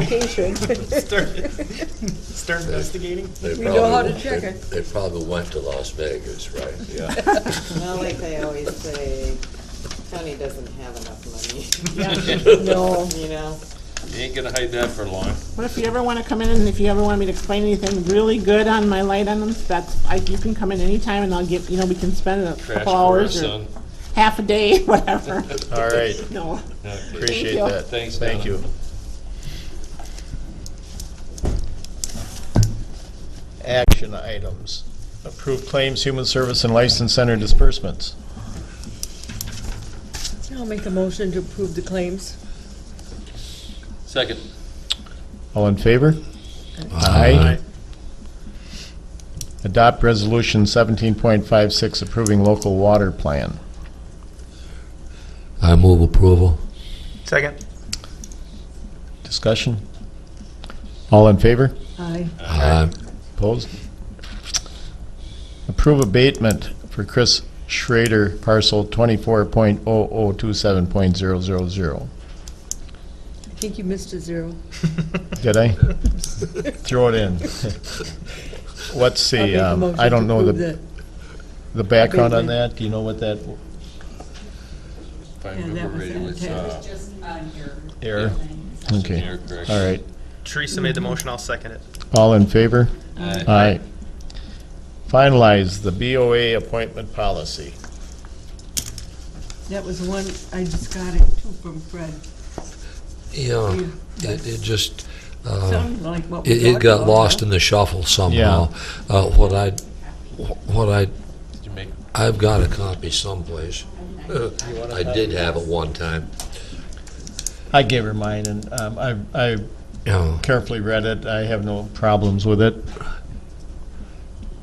What I did was did the best I could to write up what we talked about at the end of the last meeting, and then I gave it to Tess to go through and make sure that it made sense from an operational standpoint, and she worked with Aaron on it. And basically what I'm talking about was number 5 was all I really worked on. And somehow it got delayed. And so we didn't get it back until today. So but I'm pretty sure that represents what we talked about last week. But take a good look at it, and I'm okay with it if you're not sure of something there, somebody's got some questions, why I'm fine with just waiting till next week for it. But, I haven't read it at all. Yeah. So would anybody mind if we put it up till next week, or? No, I don't think there's not an urgency at this point. We don't do it till the 1st of January anyway, so. So we probably need to do it next week. Next week. Next week, yeah. We can do it next week, because the fact of the matter is the board's still functioning as just as a 3-person board until you get 2 others on. So I mean, if they could continue as is until we get the 5 on. So if need be, if you don't I don't mind, think I'd 1 like week to read wouldn't through it a little bit. Yeah. But I don't. Okay. I know we talked about everything last week. But Yeah, I would like to see it on the agenda for next week, though, if that's Well, then if we okay. can, Okay, Yeah. Okay. All very right. good. Thank you. thank you. Adopt Resolution 17.57, requesting reallocation of existing fee structures for Deputy Registrar Services.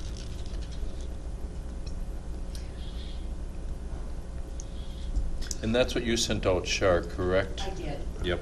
And from my understanding, I don't see why we wouldn't. We'd I don't know why want we to. wouldn't. Our I think we association should recommended support it. I'll make a motion to adopt Resolution 1757, requesting reallocation of existing fee structures for Deputy Registrar Services. I'll second it. Questions? This has been brought up for years at almost every AMC that we're not conference. getting We full need to, compensation. Actually, from the data that Shar sent to me, the financial picture has been getting a little bit better over the last 5 years. It was really bad about 5 years ago. Until this hit. Which helped.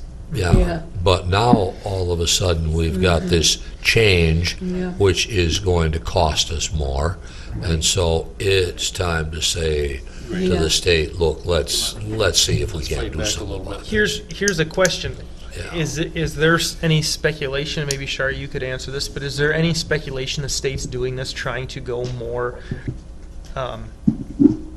electronically with things that people can do over the internet, that they support the local, do you think? I mean, is there any? You know, they already have that. You Okay. go on the internet and do your stickers. So it's really not a. But don't do that. Don't do it because now. People are not getting them right now.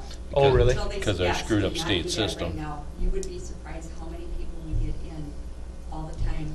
I sent in my renewal to the state and they cashed my check, but I never got my stickers. Mhm. And we are issuing tons of, I don't want to say, but we keep having to issue temporary permits. Mhm. People aren't getting them. you have to Okay. cash the check. The state is moving that way, however, you can only do the simple things that way. You'll never be able to do the long Right. transactions that way. Yeah. Okay. I noticed in the paper the other day that the individual who was in charge of the set of the rollouts, let's call it, has been placed on administrative leave. Yeah. Yeah. Parking lot. Enough said. No. So we had a motion and a Yep. second. Yeah. Okay, all in favor? Aye. All right, approved tobacco licenses for Money Creek Haven, Houston Food Mart, and River Valley Convenience Store. Well, as much as I'm not a fan of what it is, I guess I will approve to allow the license for Money Creek Haven, Houston Food Mart, and River Valley Convenience Store. Second. Just don't smoke around me. All in favor? Aye. Opposed? Okay. All right, consent agenda. We have correspondence to Arlen Pullman regarding his appointment to CCWSD, and we have correspondence to Wilford Pullman thanking him for his service on CCWSD. So we're keeping it in the family and Make a motion to approve consent agenda. Second. all in favor? Aye.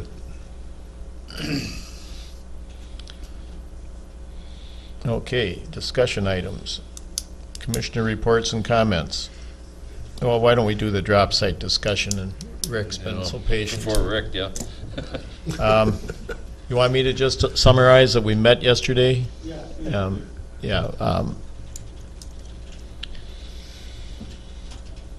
Sam and I and Rick met with Kevin Kelleher, who is a former commissioner and was around when some of the rules, I guess, the policy was approved for the drop sites. In our discussion, Sam was pretty direct in telling us what state statute says, and it wasn't wholly accepted by the parties, that, especially Mr. Kelleher. And I think it would be fair to say Rick has some reservations of being, overly strict. So what we have done is said that the two of them could sit down and look at it and see if they can come up with a policy that would both be acceptable to current situation or employees, but also adhere to state statute. And so that's where it's at. Well, let me, just to fill the rest of the commissioners in that aren't part of this. So let me go on a little soapbox here. Sure. Take over. No, it started in your area anyhow. Okay, so part of the issue comes to be that at these drop sites, you have people that maybe have something that they want to get rid of that they find no value in, and they say, take it to the dump. So somebody lays out, say, a little kid's bicycle, and they're like, I don't want it, just take it to the dump. Somebody else comes by and says, hey, my little boy needs a bike. There it is.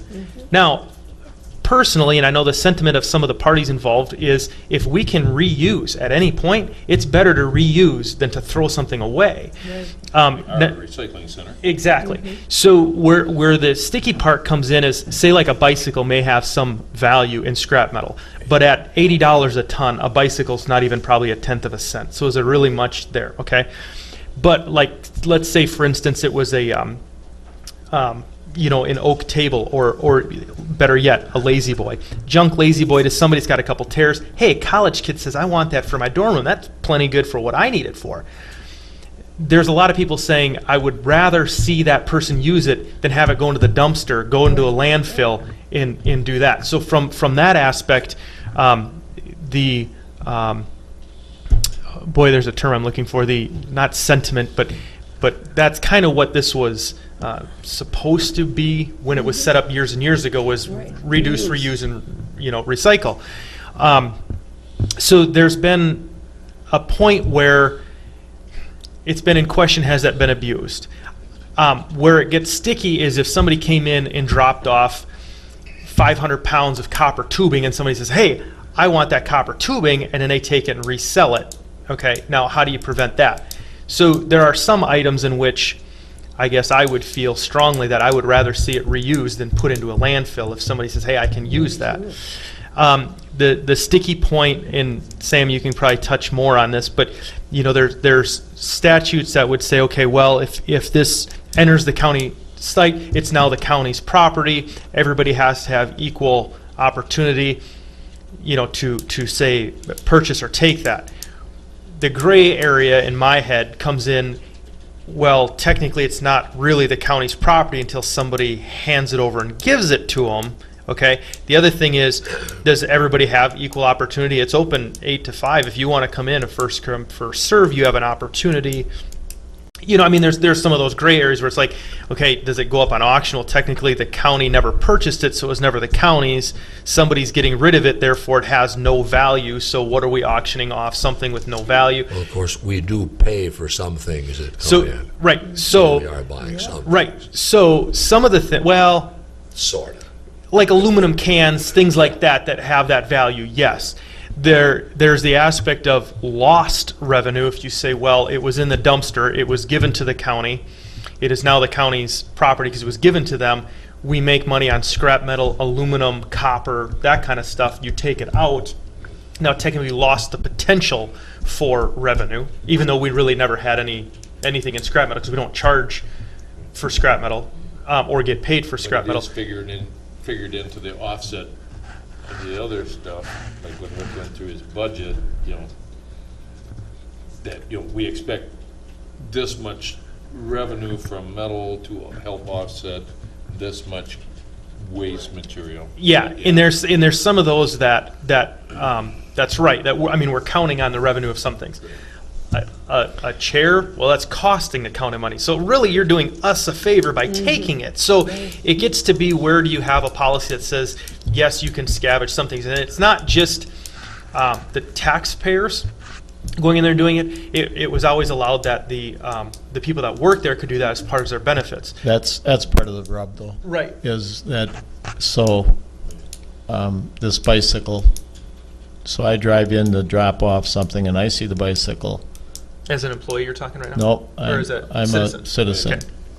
So then I'm gonna get in a tug of war with the employee Over. who gets the bicycle. Well, and that's what I'm saying. You know, there's some saying, hey, if somebody can use it and you want the bicycle, great. You know, if and then an employee says, but I wanted the bicycle. Now, the question is, you're an employee getting paid. Some people are saying that's part of the perk. That's why you're not making a good wage, because you should be allowed to have a compensation. You know, so there's the discussion. Rick's got some input, maybe. I've been making some Rick, phone calls. Rick, could you move up to the mic, please? Our kids used to look forward to going to the dump. Well, yeah, exactly. Yeah. Well, you're not the only one. I've made several phone calls now, and this came up Yeah, since yesterday. we asked Rick to do And that. I posed the question to a couple of them, okay, you've got household To other counties, right? Yes. Yeah. You've got household hazardous waste regional facilities sitting there that basically take in chemicals.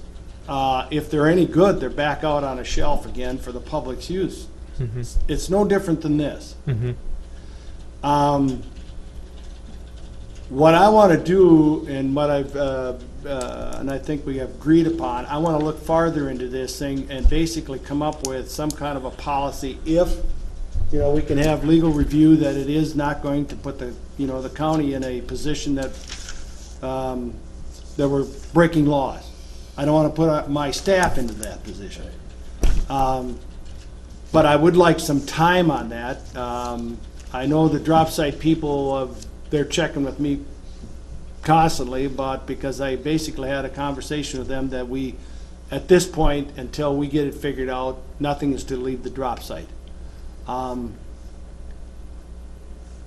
And I've basically had meetings with them here about a month ago with every one of them.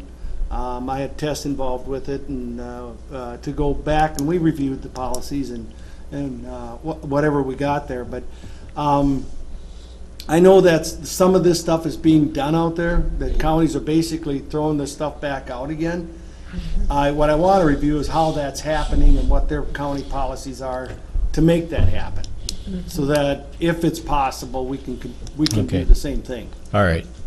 So that's where we're at. We'll wait and see if we come up with anything that fits the law. cover everything. Let people have what we don't need, what. Yeah, so we. Well, we you know, use- well, we use- and there might be some discretion from the workers there saying, yeah, you can have, what I don't want is the abuse of somebody backing up a truck and taking all the scrap metal and then go over to Miller's in Winona and resell it and make money on the county's back. Right. But there's many times where we've pulled into the dump site with, you know, a chair in the back and somebody comes running over, hey, you're getting rid of that? Yeah, well, here, you can have it. Great, I'd love to see you use it. Or they would set a vacuum cleaner out and say, if anybody could use this, it's still a good vacuum cleaner, I just don't want it, so set it out here if somebody wants it. Great, I would love to see that instead of getting it put in a landfill. So how do you do that legally? Right. It's just That's how do we what we're work it trying around to so do. it Yeah. appears at least fair to everybody. Okay, so, Tess?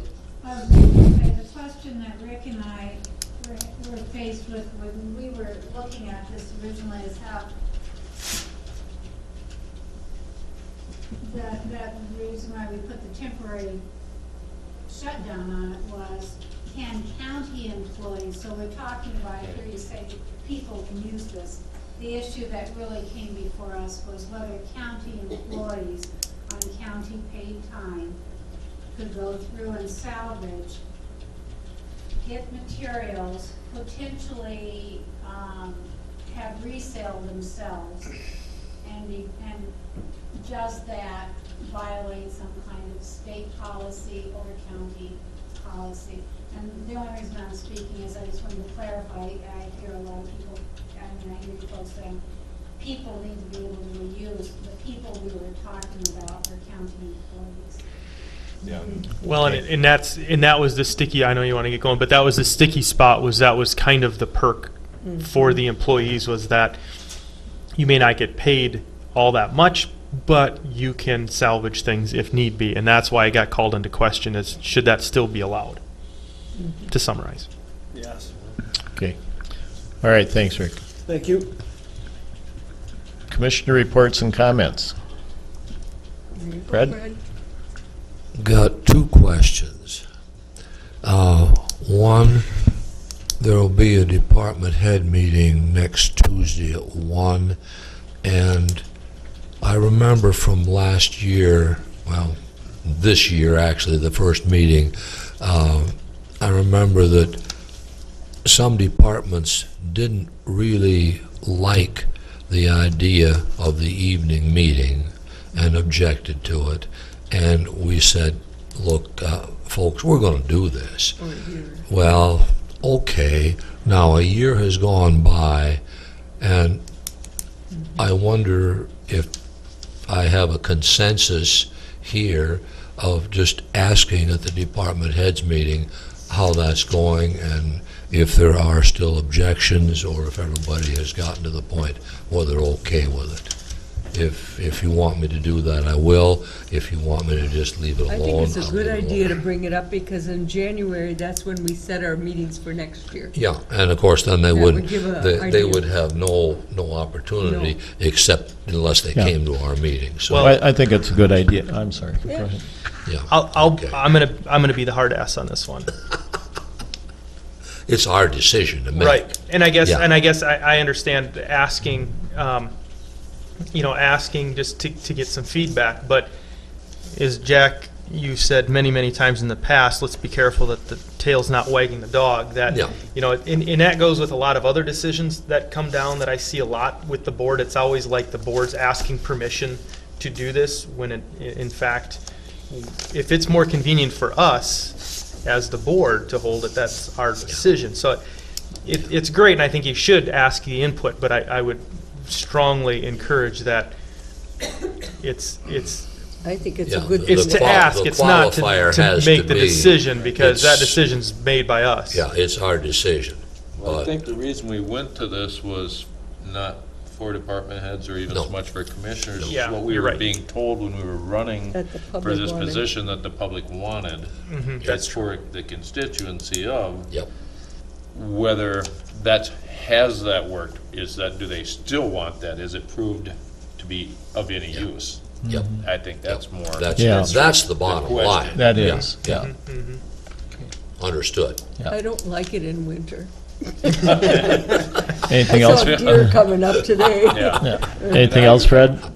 I believe it's about getting out and asking people, do you think this is worthwhile? Mm-hmm. You know, we tried it for a year now. I mean, myself, I don't mind them, but you live I in live town. in town. I'm, you know, mostly unemployed. I have a little more free time, but I don't see a lot of people coming to these. Probably less in the evenings than we have, We could ask Craig what he thinks you of. know, during the day. But that was a. He gets paid anyway. Scott, that was a goal of mine anyhow, to see if we could get more people that were Right, that free to could make- come. We haven't had to add any chairs, obviously. No. so- But it's not, it shouldn't be based on the attendance, it's based on the opportunity Right. to have them. And I will Yes. say, as somebody that does still work, it is nice Yeah. to have at least one meeting where I can work on Tuesday and it's not Right. totally consumed. Yeah, I agree. Anything else, Fred? Yeah, almost all of what we've heard up to this point on the coordinator administrator thing has been positive. Okay? Now, I've done this before. I've said, okay, now look, what's the downside? There's got to be. So I would be willing, if you are agreeable, I'd be willing to spend some time talking to AMC and really doing some digging and trying to find someone who is willing to speak out from another county or from somewhere who has had, for some structural reason, a bad experience with a county administrator form of government that would be willing to talk to us about it. I'm not interested in somebody who's had a personal conflict or personnel situation going on in their county, or the county administrator situation didn't work because of something like that. I'm interested in finding a structural reason that it didn't work. And if I can find something Well, like that. Yeah. All we've heard from a structural standpoint has been tremendously positive. There's got to be somebody that has a. Well, then what I'd like to see is a special meeting or a time where we can hash this whole thing out.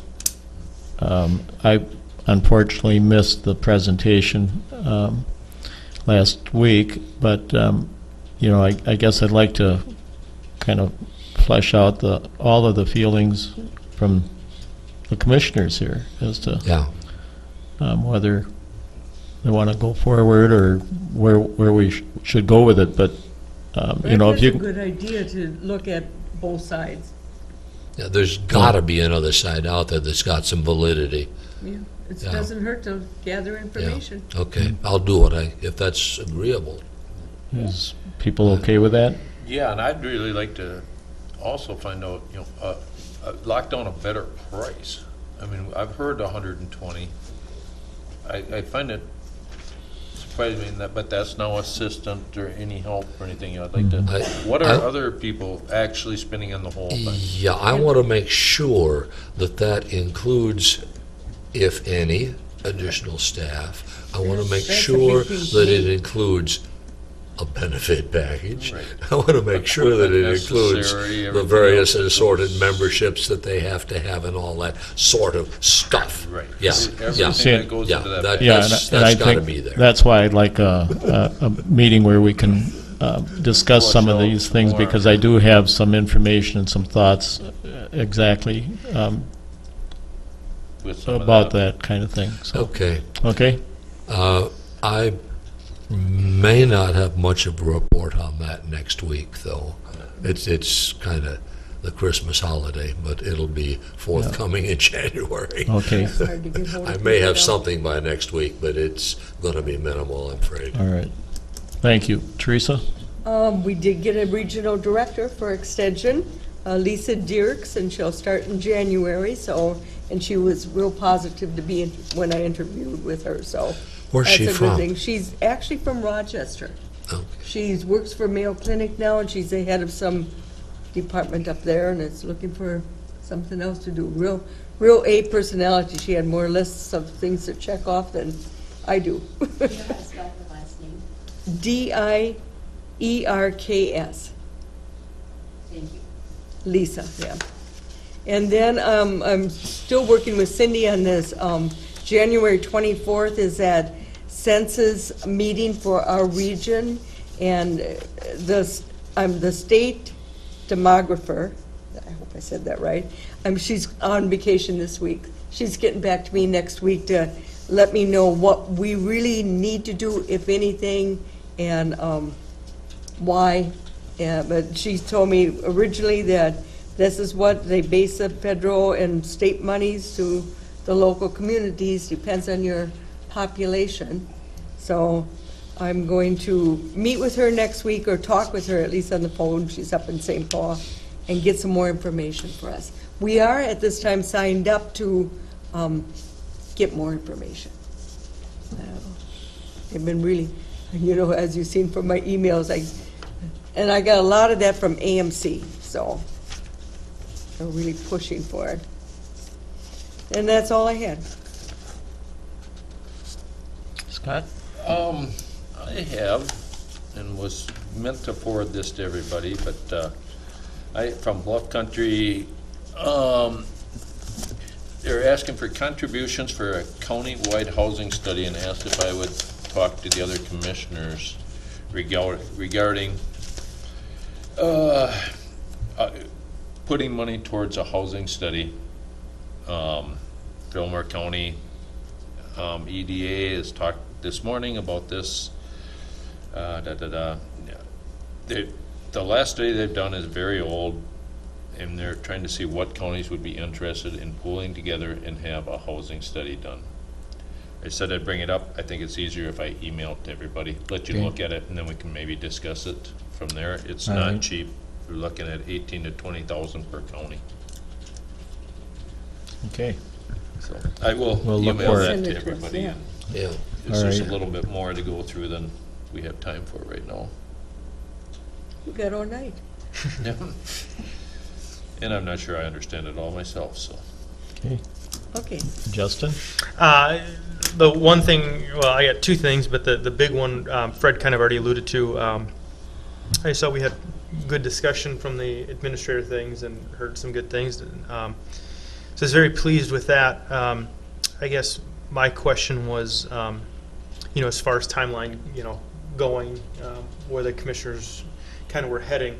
But with that, Fred, what you were just talking about, I understand wanting to find the negatives, because I think of when I go and review a tool online and I look at the reviews, I want to know what goes wrong.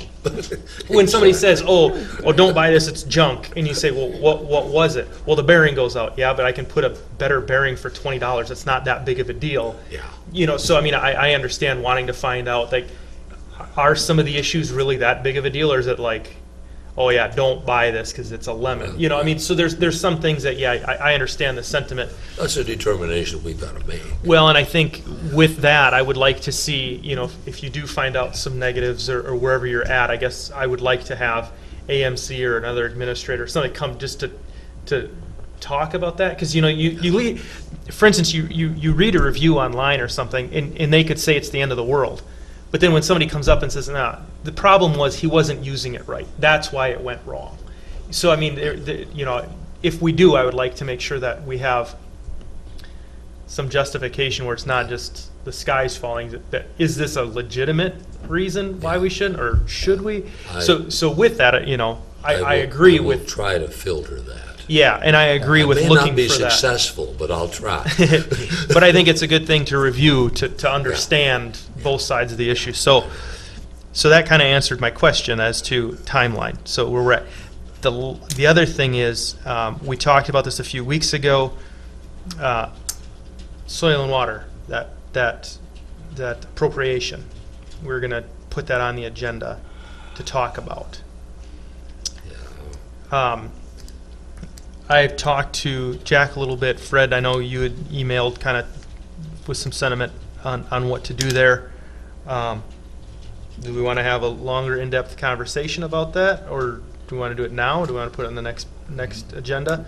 Well, the only thing that I've done there is check a little bit with finance people, and I think that we're probably best advised at this point, my personal opinion, is that we're probably best advised at this point to just let it go, but to let Soil and Water know that we weren't totally pleased with the amount of detail that we got about where that money was really needed, and that we're going to have to take a rather close look at it next year, and he should be a little better prepared to be more detailed in his presentation. Yeah, and I'm disappointed that, quite frankly, we didn't put it off a week and studied it a little bit more. I personally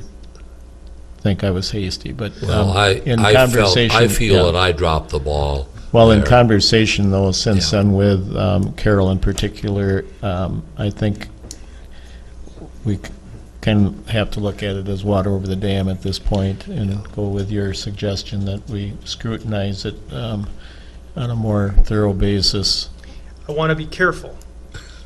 We have not officially approved the levy or the budget for this next year. So what I'm hearing is Fred had some reservations, Jack had some reservations. When I hear, well, let's just let it go. Whoa, I have a problem. If there is an issue, now's the time to address it. And what I'm saying is, if you have reservations, speak up now, only for the fact that once you approve the budget, it's final. So if you're like, I really didn't want to do that, then we should probably talk about it versus, well, I really didn't want to do that, but just let it go. Well, The situation is that it has already gone to the state, that it has been approved by this board, and the state has acted accordingly. That's my understanding of what has happened. Yeah. And that's why I'm saying, I'm sorry, I dropped the ball. Well, let's do this. Carol, can you follow up and see if we have any options at this point? I can. But you know, you voted to approve this. Right. Even though we haven't approved the budget, you did approve this appropriation to Soil and Water. But you can retract appropriation. It would take somebody on the prevailing side to make a motion to Well, you could revisit. But I'm just saying, there is no law that says you will go to jail if you do not give this money. If we say, hey, guys, at what point is that? The only thing to this one is that the state is matching it because we gave it to them. Mm-hmm. So, do we want to go there? Or we say, oh, I guess we gave it to you, but now we decided we don't want to, so I'm not, like Fred said, I'm not sure what the implications are at the state level already. Well, that's what I'd like you to check. So we'll check on that. Okay. Anything else? Dustin? Your report. No. Okay. It's the only meeting that I went to the SHAC meeting last week in St. Paul, and I can't think, well, one of the sad aspects is Dr. Ellinger, the head, his wife passed away a few weeks ago, so he was there for just a very brief time. Apparently she's had some lingering health issues, but that not good news.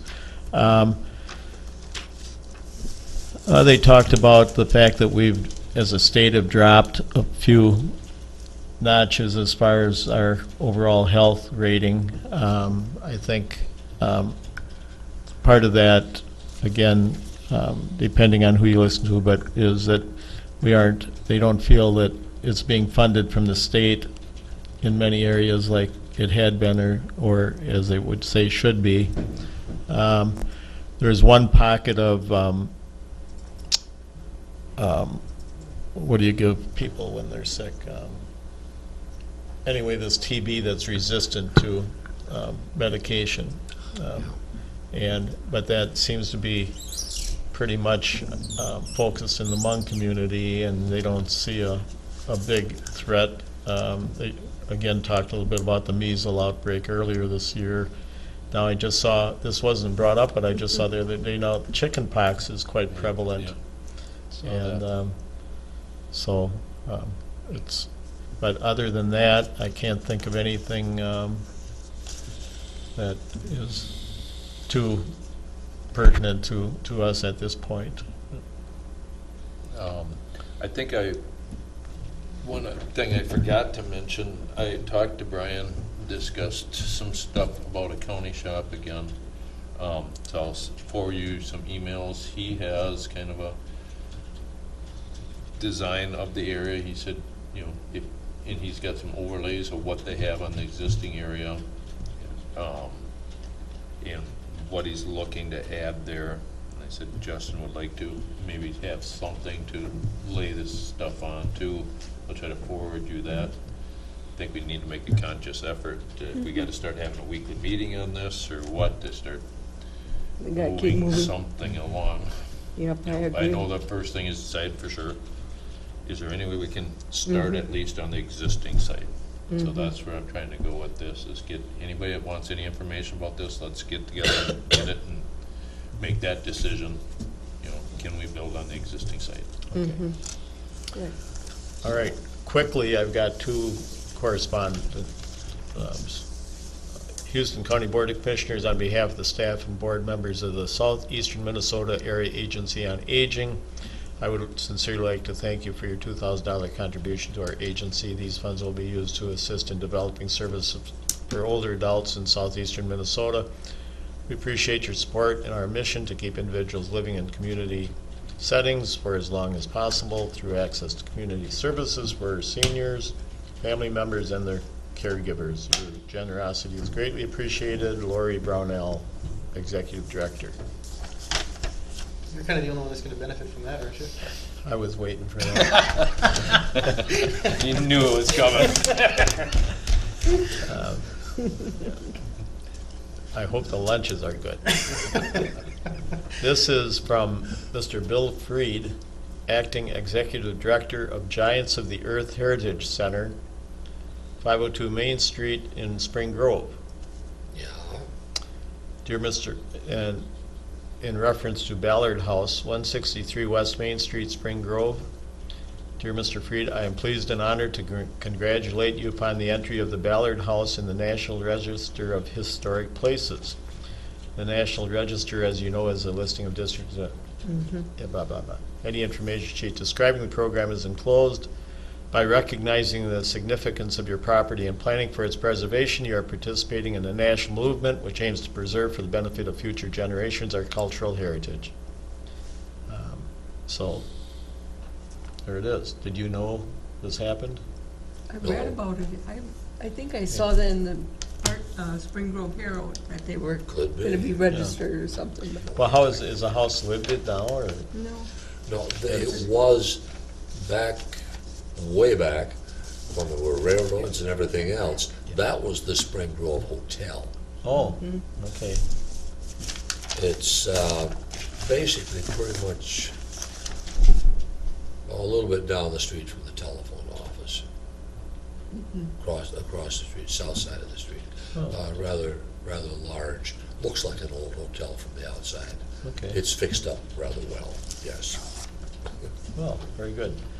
All right, anything else? I was going to bring up one other thing, Jack. Remember we went to that session on running effective meetings? Yes. And they really highly recommended that boards have what they call a retreat session after their meeting to discuss their goals and their ideas for the coming year, at the beginning of the year and then quarterly or something like that. We need to do Craig that. was talking about that, like a retreat, Yeah. right? Well, so is the AMC, the man we listened to. Good mentioned idea.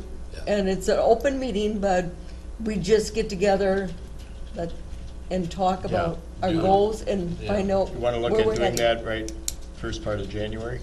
I think so. Yeah. Maybe after the first meeting, 'cause that first meeting we do the thing, and then maybe the Right. second Yeah. meeting or something. Give us a chance to write down what we think are some of the Mhm. most important things on, that each one believes that we should be Yep. addressing this coming year. Mhm. Good idea. Yeah. All right, public comment? I think How many we wore 'em all hats, how down. many hats do you own? About 40. All right, I accept the motion for adjournment. Motion to adjourn. Second. All in favor? Aye. Aye. Thank you, meeting adjourned.